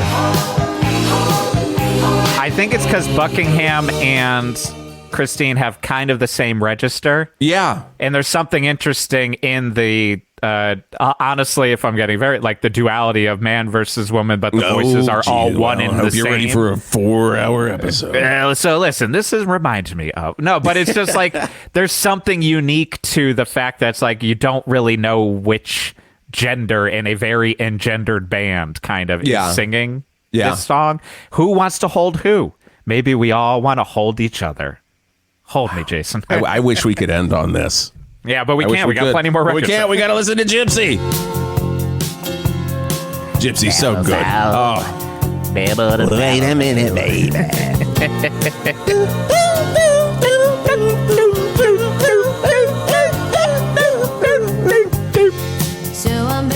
Oh, this is her voice is still in such just good health here. Yeah. which we're going to see dip in the 80s, guys. I'm really sorry. Once we get to Tango in the Night, you're going to be like, what's happening? But there was a lot of drug use and drinking happening here. But still just like, God, beautiful. Yeah, great song. Can't believe it's on this record. Oh, it's so good. I don't usually like songs written about New York, but I did like Empire State. I like Empire State, weirdly. It's very fucking, listen. Yes. I just love how fucking weird Lindsey Buckingham songs are. That's just like, he's starting in Mirage. I think he's finally, and probably is with the solo records, he's finally figured out his version of weirdness in the 80s. Yes. Whenever this album is, but yes, like just that version of like, I heard Sparks once, and now I want to do this. Like, listen to this, Eyes of the World. Everybody discovers reggae just a little bit. I love it. I absolutely love it. And then one other song I want to point out here is called Only Over You, is another Christine. Oh! Yeah. But the sad thing about this is it was written about Dennis Wilson, who she was dating at the time. And it's kind of a breakup song with Dennis Wilson, who would drown a year later. In that beloved ocean of his. Yeah. That is a McVie song that at one point in my life, I would not have even guessed it was solo McVie or Fleetwood Mac. I would have just been like, Taylor Dane or something. Like, I would just be like, it's just kind of this like nebulous, like 70s soft rock singer. Like, I never clicked in my brain of who it is, and I was like, oh, I like this song, but it's very nice. It's very nice. I highly recommend. We've talked so much Dennis Wilson in this episode. I recommend for you, Geoff, and the listener, if you've never listened to Pacific Ocean Blue, it's unbelievable. It's such a good record. I think half of it is super, super strong. Yeah. I love it. Definitely. I absolutely love it. And Super Mirage, record nerd record. That is an ultimate, like, oh man, you like the Beach Boys? Oh, have you listened to Dennis's solo? That's the one we're going to pull out. I love how deep some Beach Boys fans will go. We're like, oh, what? Pet Sounds is your favorite record? What, you haven't heard Sunflower? And as someone who's not a super Beach Boys fan, but also like I understand how important they are and how ridiculous the songwriting gets. Sometimes you also want to be like, you're talking about the fucking Beach Boys. Yeah. Like, chill the fuck out, guy. This record went to This record went to number 1 on the U.S. Billboard 200. So it was definitely sold a lot more than Tusk did. It took them back to the Billboard charts for the first time since '77 with Rumors, and it spent 5 weeks at number 1. And it's a banger, man. So Mirage. A Fleetwood Mac record I didn't really spend much time with before preparing for this. And I'll buy a copy of it if I can find it for like 5 or 8. I really love it. Also, the video for Gypsy, directed by our boy Russell Mulcahy, director of Geoff, lick it up. Highlander. Oh, is it? Yes. I had no idea. Yes. That is amazing. So okay, I guess I got to rewatch that video then. You got to rewatch that Gypsy video. Yeah. So, hey, let's hop ahead 5 years. The story is that Lindsey was recording another solo record. And just like a lot of these records have come out of, and I know like some solo records recording kind of went into Mirage. He was working on a solo record, and that turned into a Fleetwood Mac session. That happens a lot for a lot of these bands that we do deep dives on, especially with so far, with Crosby, Stills, Nash & Young, the podcast I do with Tom Sharpling and Mike Lisk and Pat Byrne. There are so many instances where those guys were trying to start a solo record where the other guys just kind of fucking wander in, and it automatically becomes a band record. You know why that happens? Why? Because you need money at a certain point, and you realize that like need money. You're not going to sell as much that isn't Crosby, Stills, Nash and Young. Like Fleetwood Mac's going to sell more than Lindsey Buckingham. That's 100%, 100%. And so it can be a completely, but it's just like, oh man, I really fucked up my finances. What year is it? We're in 87. Oh shit! Why did I buy so many mansions? And also, they were kind of playing around with each other. Like they took a break after Mirage, and they were kind of playing around with each other. They got back together.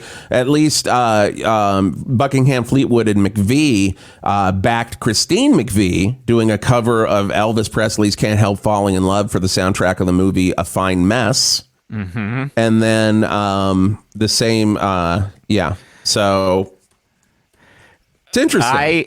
I like I told you, I truly, and it's in a different way. It's not in a, like, in some ways it's not in a Fleetwood Mac way, but this is the album that struck me the most. Why? And that I love the most. I think actually I can sum it up by my wife. We were listening to it and she goes, all these songs sound like they would be in like some 80s movie where like a guy's riding on a motorcycle and then he's got like a mannequin on the back of it. And I was like, are you describing the movie Mannequin? And she goes, yeah, I guess so. And I go, yeah they literally do. The poster. Yes.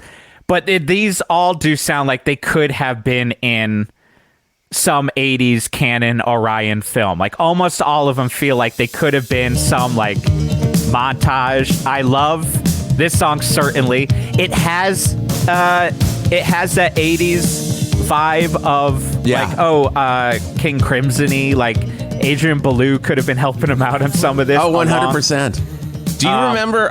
So this was really my entry point into Fleetwood Mac as a child because I watched so much MTV. Sure. Is there so a video? much that would probably MTV. make sense. The video for Big Love where it's all just like, it's like fading in and out, or it's like it keeps moving through and they're there, and it creeped me out as a kid. But that guitar sound, the finger picking, and it's just like looking out for love. And I really like the synthy thing behind the. Yeah, like it's really of its time, and it's also a record that made the sound of that time. Outside of like Genesis, I would say, with this record and Genesis, there you go, kids. You got the 80s sound. I think that's the thing. In the past 5 to 10 years, I've had a big, like, not in a 80s nostalgia way, but being like, oh, what were actually the records that are like not caught in that 80s nostalgia, I know this one song trip, but like, oh, that's a really weirdly interesting record that usually is involving synth work. Like, well, to be like, I heard Kate Bush, and then I was like, let me use a Fairlight and do this. And you're like, okay, now you're talking my language. And again, that it could... And they use Fairlight on this as well. Yeah, there you go. And that it could be a title song on a 80s, 90s movie. Like, like where you're like, actually, the soundtrack to that's really good. Dudley that's like Moore. one of my favorite statements in the world is to just say, actually, the soundtrack on that is really good. Dudley Moore, Kathleen Turner, Big Love. Exactly. 100% I would watch Big Love on Tubi. Yeah. And be psyched and be going to Discogs halfway through, see if they put out the soundtrack on vinyl. Yeah. Now, apparently the recording sessions for this album were a little more tedious than Mirage because in many cases, and I think it is the case on this song, and you can hear it in the guitar, a lot of the stuff was recorded at half speed and then sped back up. Always a weird move. And to give it kind of a very like airy sound. And I do think that's the case. You can hear that with the guitar there. Yes. Especially those guitar riffs like right here. Where you're like, I don't think he can do that at full speed until you see him fucking do it on the dance. And you're just like, what the hell?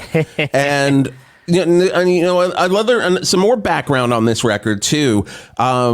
In 86, Stevie Nicks was admitted to the Betty Ford Center to overcome her cocaine addiction.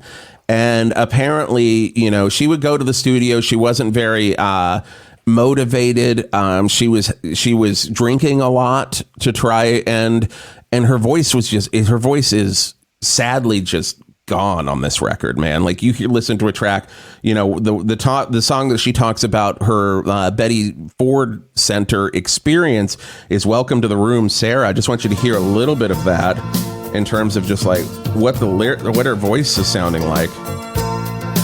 Welcome to the room, I mean, she still sounds good, but it's just there's like that warmth isn't there. Like that is a worn voice, but it's but still I will say, like, amazing. I love Seven Wonders. Like, I think it's Seven like, the Wonders. chorus especially is like that's one of my re-listens to this week a lot. Oh God, on loop, kind of. Yeah. And it was a good single off this record for them. But this is so good. Seven Wonders. It's also funny that Sandy Stewart wrote it, but then she gets a co-writing because she wouldn't stop saying a line wrong with a different name, basically. And then they're like, oh, really? Fine. I think whatever the name is they use. I mean, it sounds like she's not saying words. Right. She's like, how. And in some of the cases for lines on certain songs, Lindsey did use a Fairlight to like clip up her tracks to make it all sound like she's actually singing. Sounds right. And then another part of this was Mick Fleetwood's cocaine addiction was so bad during the recording of this, they kept an RV out to the side of the studio. So when Mick was in one of his big like cocaine rants or cocaine explosions, they had a place to put him. If you've ever seen that video of him playing the drum set on his body, it's like that. Yes, but 100%. times 100 in a RV. He's in the rock and roll RV, banging on his chest, going. It's the drummer for your band where you're like, okay, is the RV clean? Is it ready? Okay, put Mick. Mick's moving to the RV. Okay, great, lock it. And I mean, here's my crazy statement. I think this has the best.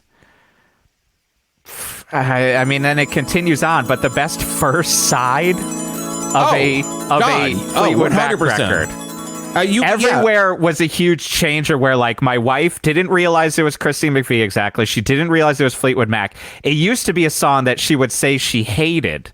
And then all of a sudden, before we even started recording this episode, a couple weeks ago, she was like, oh, no, I think I really like Everywhere now. It's so good. Listen. It, like, beat her down. No, it's so fucking good. It's, yeah, I mean, on this record, you have a 1, 2, 3 punch of big Caroline. Caroline's chorus is fucking gold. Yeah. Caroline's one of the hidden gems on this record, I think. I think so, too. Got that weird, like, oh, he hung out with Peter. They got some world music stuff going in, but I love it. It's not only that he's doing, again, like a kind of Peter Gabriel-y to me, like vocal part, but that I think it's got to be a fretless bass or going through a Fairlighty bass. Oh, yeah. Tony Levin heard that. It sounds like Tony Levin. Yeah. Yes. His sticks started buzzing. They started just like click, click, click, click. It's very interesting because I do think that they probably did inspire each other here because like So wouldn't have been out here by this time. Like So was a little later in 87, wasn't it? Right. I think so. So, sure. But there are certain themes and sounds that do cross over. Like there are moments where you're like, am I listening to a Peter Gabriel record? Yeah. And that's where it got me. And I know. And that's why you're like, oh, this record rules. And then another huge hit off this record. You can't listen to a light rock station and not hear this at least 4 times an afternoon. Yeah. Truly become my son's favorite song. We listen to it like 3 times and he sings along to the chorus loud. It's amazing that's why it's soft rock there, where it's like gonna build up into a hit and then it goes into a Christine McVie like pullback. Yeah. But the chorus is so good. Here's the chorus, guys.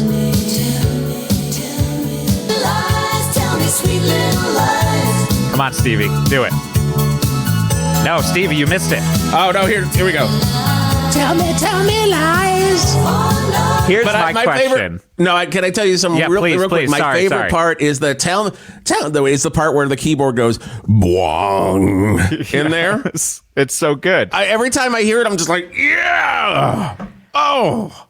What was Christine and Nick and Stevie's relationship, as far as you know? Like, were they really? I know, like, when she died, Stevie was like, that was like one of my best friends. And I asked Okay. My wife thinks this song is very funny because she's like, this song is such a huge hit, and it's almost like she's sticking it to Stevie by being like, you're gonna sing this one little backup for my song. That's what she thinks. I don't think so. I don't think so at all, man. I mean, they had a great relationship. They loved each other like sisters. That's what I think. I told her. She goes, I don't buy it. I think she's sticking it to him. No, and I'm so glad that Fleetwood Mac got that last tour in to where. Even though Lindsey Buckingham wasn't there, they were able to do, like, you watch videos of that, and I watch videos of that mainly because I'm a huge Neil Finn fan. Mm-hmm. I'm a huge Mike Campbell fan. So when I heard that they were the replacements for Lindsey, I was like, okay, this is still going to be good. And I want to see what songs Neil's going to sing and stuff like that. And there was just a lot of love on that stage. When you watch those videos, I highly recommend finding some of those videos on YouTube. There's a lot of love on that stage. You could see that. The only thing that was desperately missing for me was Lindsey Buckingham. Sure. But yeah, this record was huge for Fleetwood Mac. Can you play just the beginning of Family Man, which is another song I love? Oh, I love. I'll play all of Family Man if you want me to, man. So listening to it this morning, I love that. My son goes, this song sounds like it's in Kirby, that video game. It does. And then I go, it does, buddy. And he goes, it sounds like it's over one of the boss fights. Yeah. And I go, let me guess. Is the boss on an island? And he goes, yeah, it is an island boss fight. And I was like, yeah, that's some steel drummy fake, taking island vibes that happened in the 80s. It's a great song. It's such a good song. And, of course, it really, you couldn't get through 87 without hearing the 87. What a good year for like 80s music. Yeah. You had all of the stuff on this. You had Little Lies, you had Big Love, you had fucking Peter Cetera doing doing Glory of Love from the Karate Kid 2 soundtrack. Amazing. Yeah, and that's what I'm saying, man. We'll show up on the Karate Kid Part 2 soundtrack. Yes. Like all of a sudden you're like, oh, this song was on like License to Drive or just like some equivalent of that. Like soundtracks meant something back then. Like they were sellers and they would have huge remember when soundtracks meant something? Do you remember a time when soundtracks meant something? There's a new commercial for you. There's a new commercial for you. A show on the Hawk. Yes. I'm Sandy Glunkton, playing all of my favorite soundtrack songs. And I'm Dandy Blunkton, playing all my least like soundtrack songs. But the recording for this was so hard, going with, the cocaine monster in the RV. And then, Stevie's issues and everything, that after the album was released, Lindsey Buckingham left Fleetwood Mac.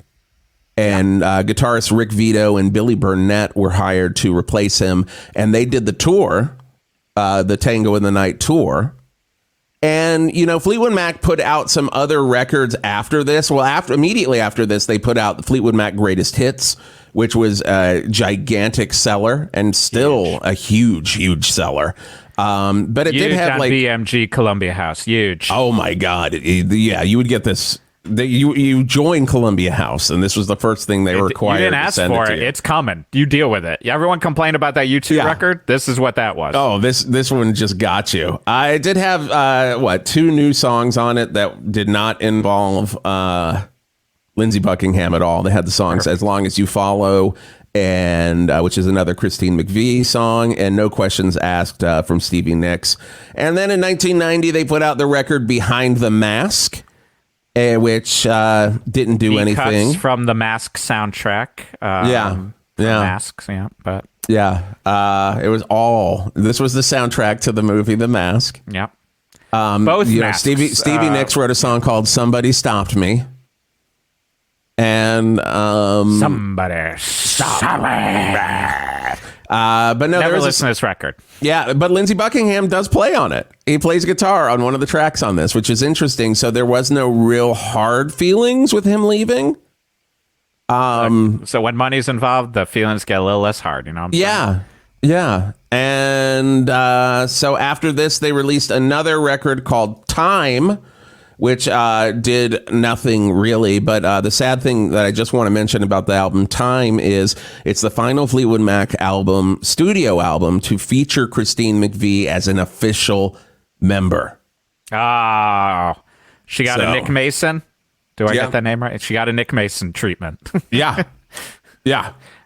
So Wait, not Nick Mason. Nick Mason's the drummer. Who's it? Right? Who are you talking about? Pink Floyd. Oh, Richard Wright. Richard Wright. I thought She you got were the talking Richard about Wright Dave treatment. Mason for a second because Dave Mason played guitar on this record. Oh, she also got the Dave Mason. She got the Dave Mason treatment just for being in there. And then in 1997, on the Warner Brothers lot in Burbank, California, Right little in your ma- backyard. a little magic happened.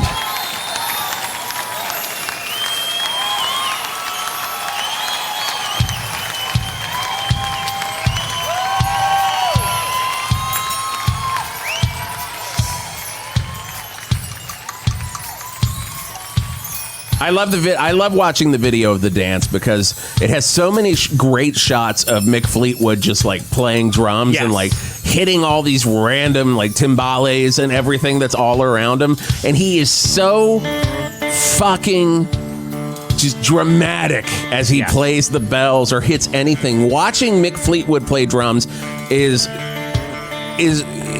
just as good as the record.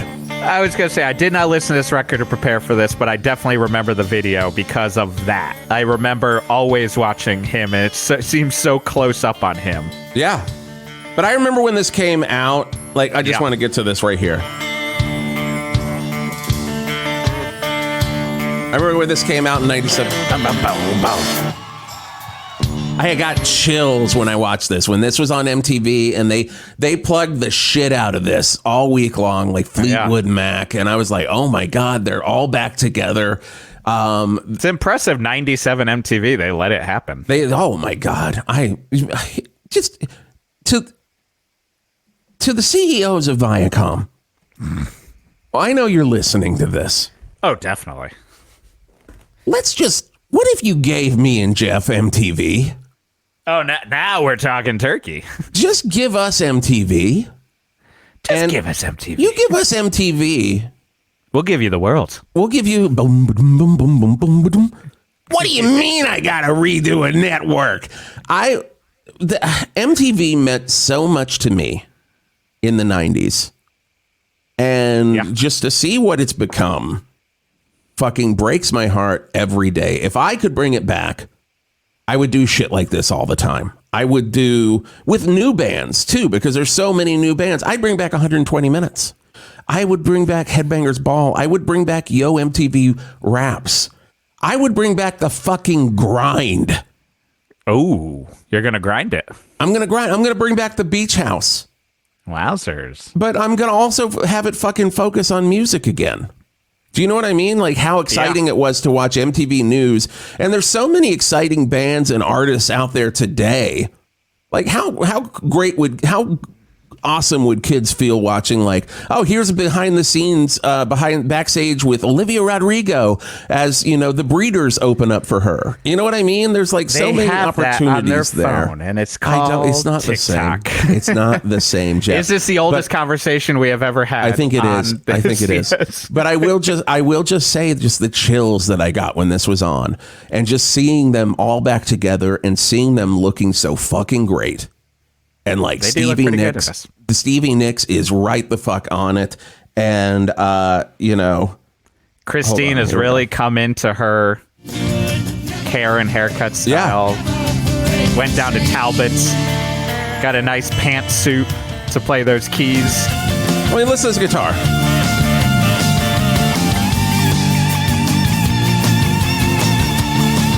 In my memory, Christine McVie was like wearing an outfit that made Hillary Clinton go, ooh. Ooh, 100%. Yes. I gotta get me some of those. Now, on the cover of the dance, they're all on the front, and it's a picture by David LaChapelle, and Mick Fleetwood is doing his rumors position. So he's doing it. I don't think he has the little balls in there. And then up in the back, you have Lindsey Buckingham holding the cane that was on the cover of their first album together, the 1975's Fleetwood Mac self-titled. Just a little nice fact there. There were 3 singles from this live album. Now, the cool thing about The Dance was it was a live record from this show, but they also did new songs for it. So there were new Fleetwood Mac songs that were fucking awesome. And there was part of the dance. Now, this was the first Fleetwood Mac release to top the U.S. charts since 1982's Mirage. Tango in the Night didn't even top it. Wow. Which is shocking to me. But yeah, this is 10 years since Tango in the Night. And one of the big singles from this was this track. And it's all over TikTok right now. It's going viral again. Is it really? It really is for this one part. Let me see if I can get to it here. But this was the B-side for Go Your Own Way and never officially released, except for on the Chain box set early in the 90s. But this is Silver Springs. You could be my silver spring, blue-green color. But this right here is the part that is viral and everybody's using it in their videos. Here it is.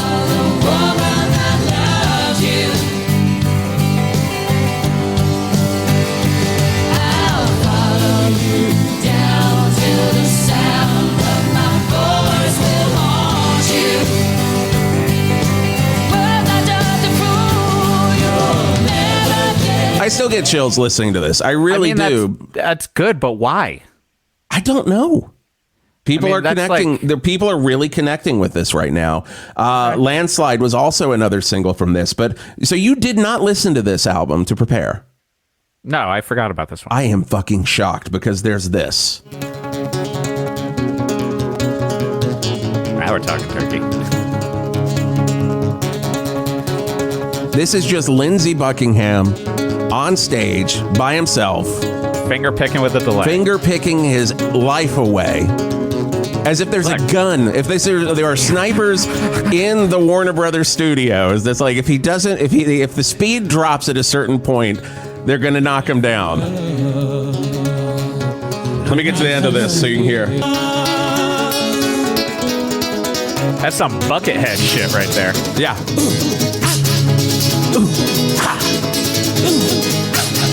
You gotta listen. You gotta listen to The Dance, man, because there's some other really, really great songs on there. Temporary One is just like a solid ass Fleetwood Mac song, and it's like, wow, I'm really shocked that this wasn't on anything else, but it was.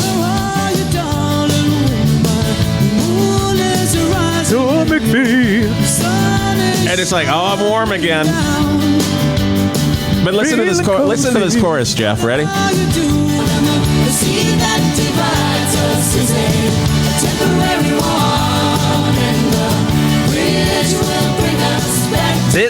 I'll listen. It will push some of my boundary, like the way the live recording of like now we're in the late 90s. Yeah, and we're gonna maybe give some of that sort of like adult contemporary, but not in a modern wave vibe. That's kind of like Say You Will. But Geoff.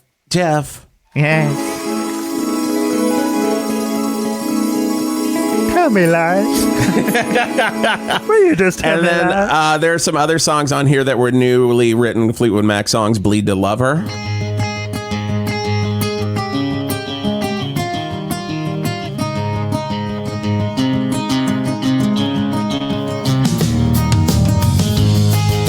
And then My Little Demon. I wonder who wrote this song, Geoff. Good boy. Who do you think wrote this one? I mean, honestly, that sounds like Cocaine Demon came in and was like, let me just take over for a second. That was just a mic that was put in the cocaine RV. Yeah. Turning me around. I love the chorus of this one too. It's like, it just feels like a lot of like solidarity and they're all together. And they're all singing the choruses of the new songs like this right here. It's really, really wonderful. Like,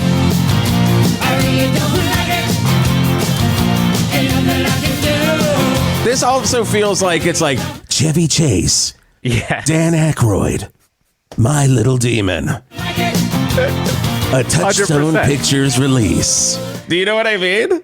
I'm gonna give it a listen. I bet you it will have some. I'll have to work through some of my like '90s production issues, Right. And '90s guitar style, like of like reconverting a '70s song into a '90s. Like, But would there be a Geoff the Angry Man Time Life compilation called "God I Hate the '90s"? God, I think so. I think you need to make that list for the Patreon. Yeah, baby. And then you got this, Geoff, and it's like, I will say to their credit and to the mixers' credit on this and everything, and the producers, it doesn't sound super 90s.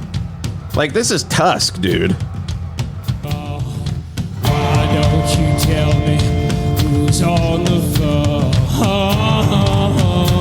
I was about to say it sounds like Primus or the Residents to me. So Oh. Tom Waits. Yeah, I want to, like, Lindsey Buckingham is so fucking insane on all of the dance. I highly recommend going and watching the watch dance because it's so just between all of the weird, like, how's that, like, Lindsey Buckingham does throughout it, and all of the weird faces that Mick Fleetwood makes while he is playing drums. It's like, it doesn't get any better to me. It doesn't get any better. And then after this, they did a tour for the dance. And then after that tour, Christine McVie leaves. My understanding is that she was just tired and didn't want to do it anymore. And she was on bits and pieces of their next record, which was called Say You Will. But for the most part, that record was just Lindsey, Stevie, and John and Mick. But that I won't to most of that record when I was listening to it. It does have a couple of, like, I was like, oh, that's kind of interesting, but I was like, I'd be doing so much work to lie to myself that I really care about listening to this with all of the music in the world and all the music that I listen to that I don't even really listen to that much Fleetwood Mac. I'm like, why would this be the one? Especially when, as I texted you, those like first couple opening songs are like so boomer.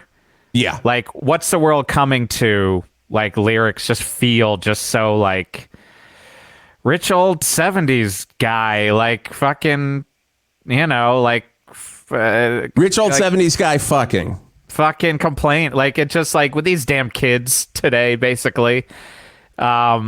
Referencing Edward R. Murrow in a song is just goofballs. And so it seems out of touch. It seems out of touch. Yeah. I will say I highly recommend listening to Lindsey Buckingham's solo records during this period when there wasn't much activity with Fleetwood Mac. You've got Gift of Screws. You've got Seeds We Sow are very, very good. And then in 2016, he started writing a bunch of songs with Christine McVie. Oh. And all that also had like Mick Fleetwood playing on it and John McVie, that they had thought were probably the beginnings of a Fleetwood Mac record. But Stevie Nicks was too busy to join in on it. So it was a Lindsey Buckingham, Christine McVie album that came out in 2017. I highly recommend this record. It is so good. Every track. I just want to play a little bit of a track called In My World so you get a feeling for this record.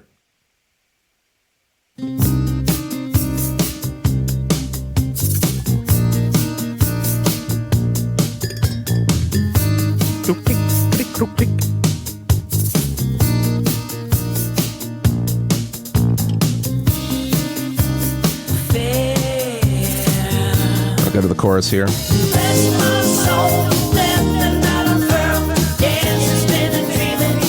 Okay. And then another track called Feel About You, which totally feels like it could have been Kirby. Yeah, Kirby. It's my favorite song on the Club Paradise soundtrack. You're so far away. I wonder if you hear what I say. Hey, man. Yeah, it's great. I'll give it a listen. So then Fleetwood Mac is honored in New York City for a Music Cares Award. And they all get on stage. And as they're walking to the stage, apparently they played Rhiannon to walk them up, which Stevie Nicks claims made Lindsey Buckingham smirk.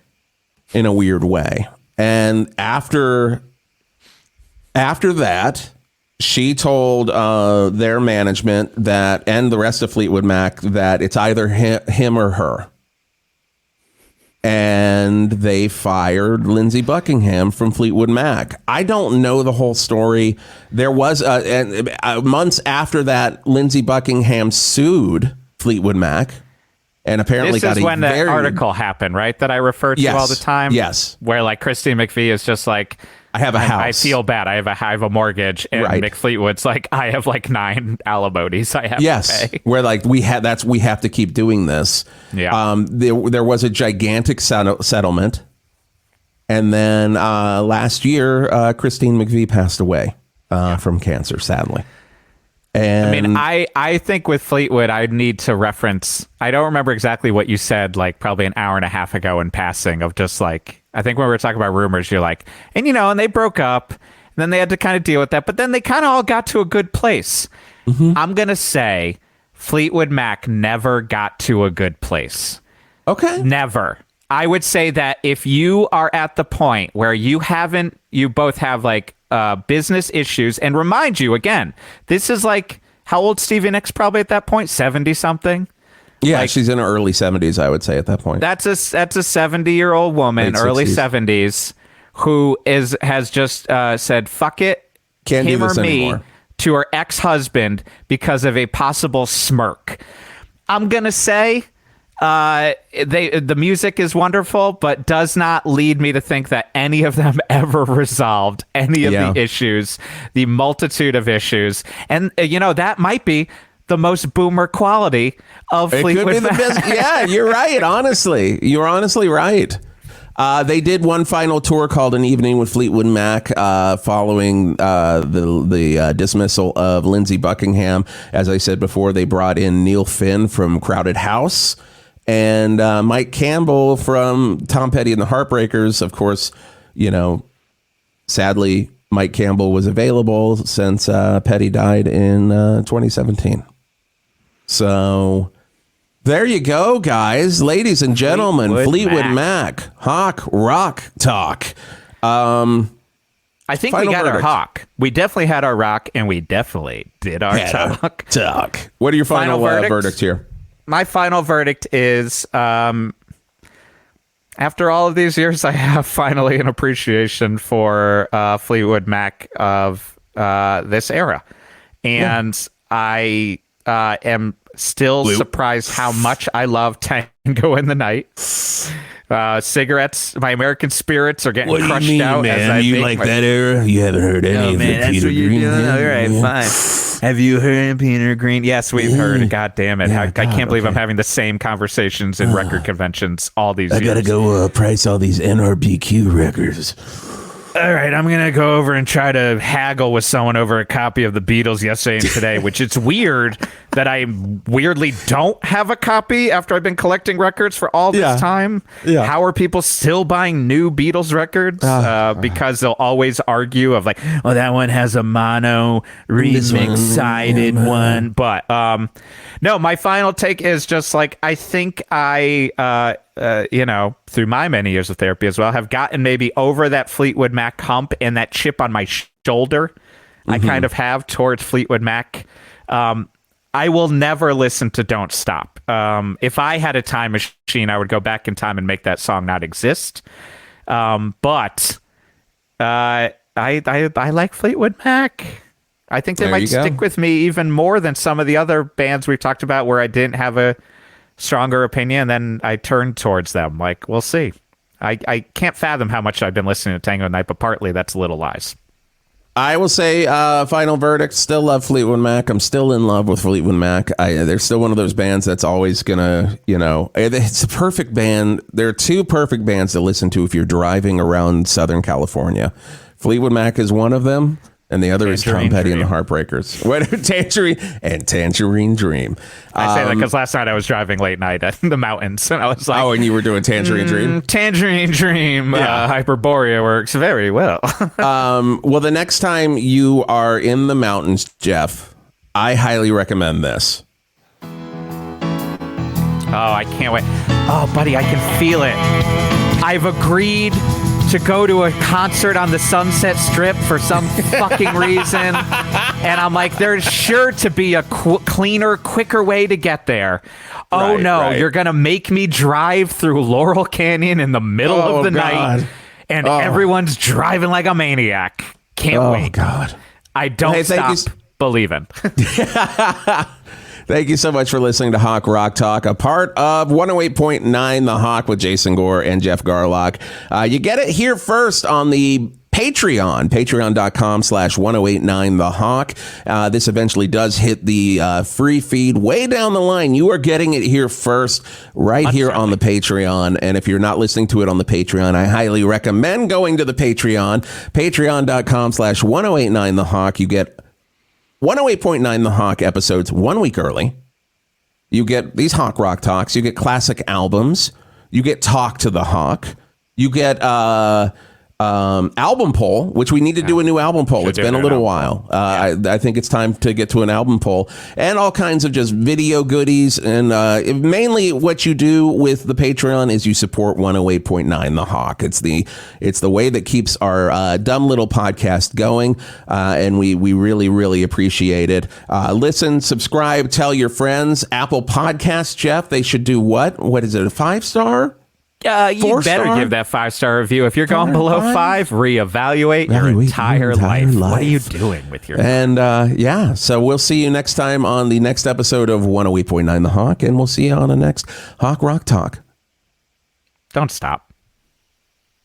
Days of the night is a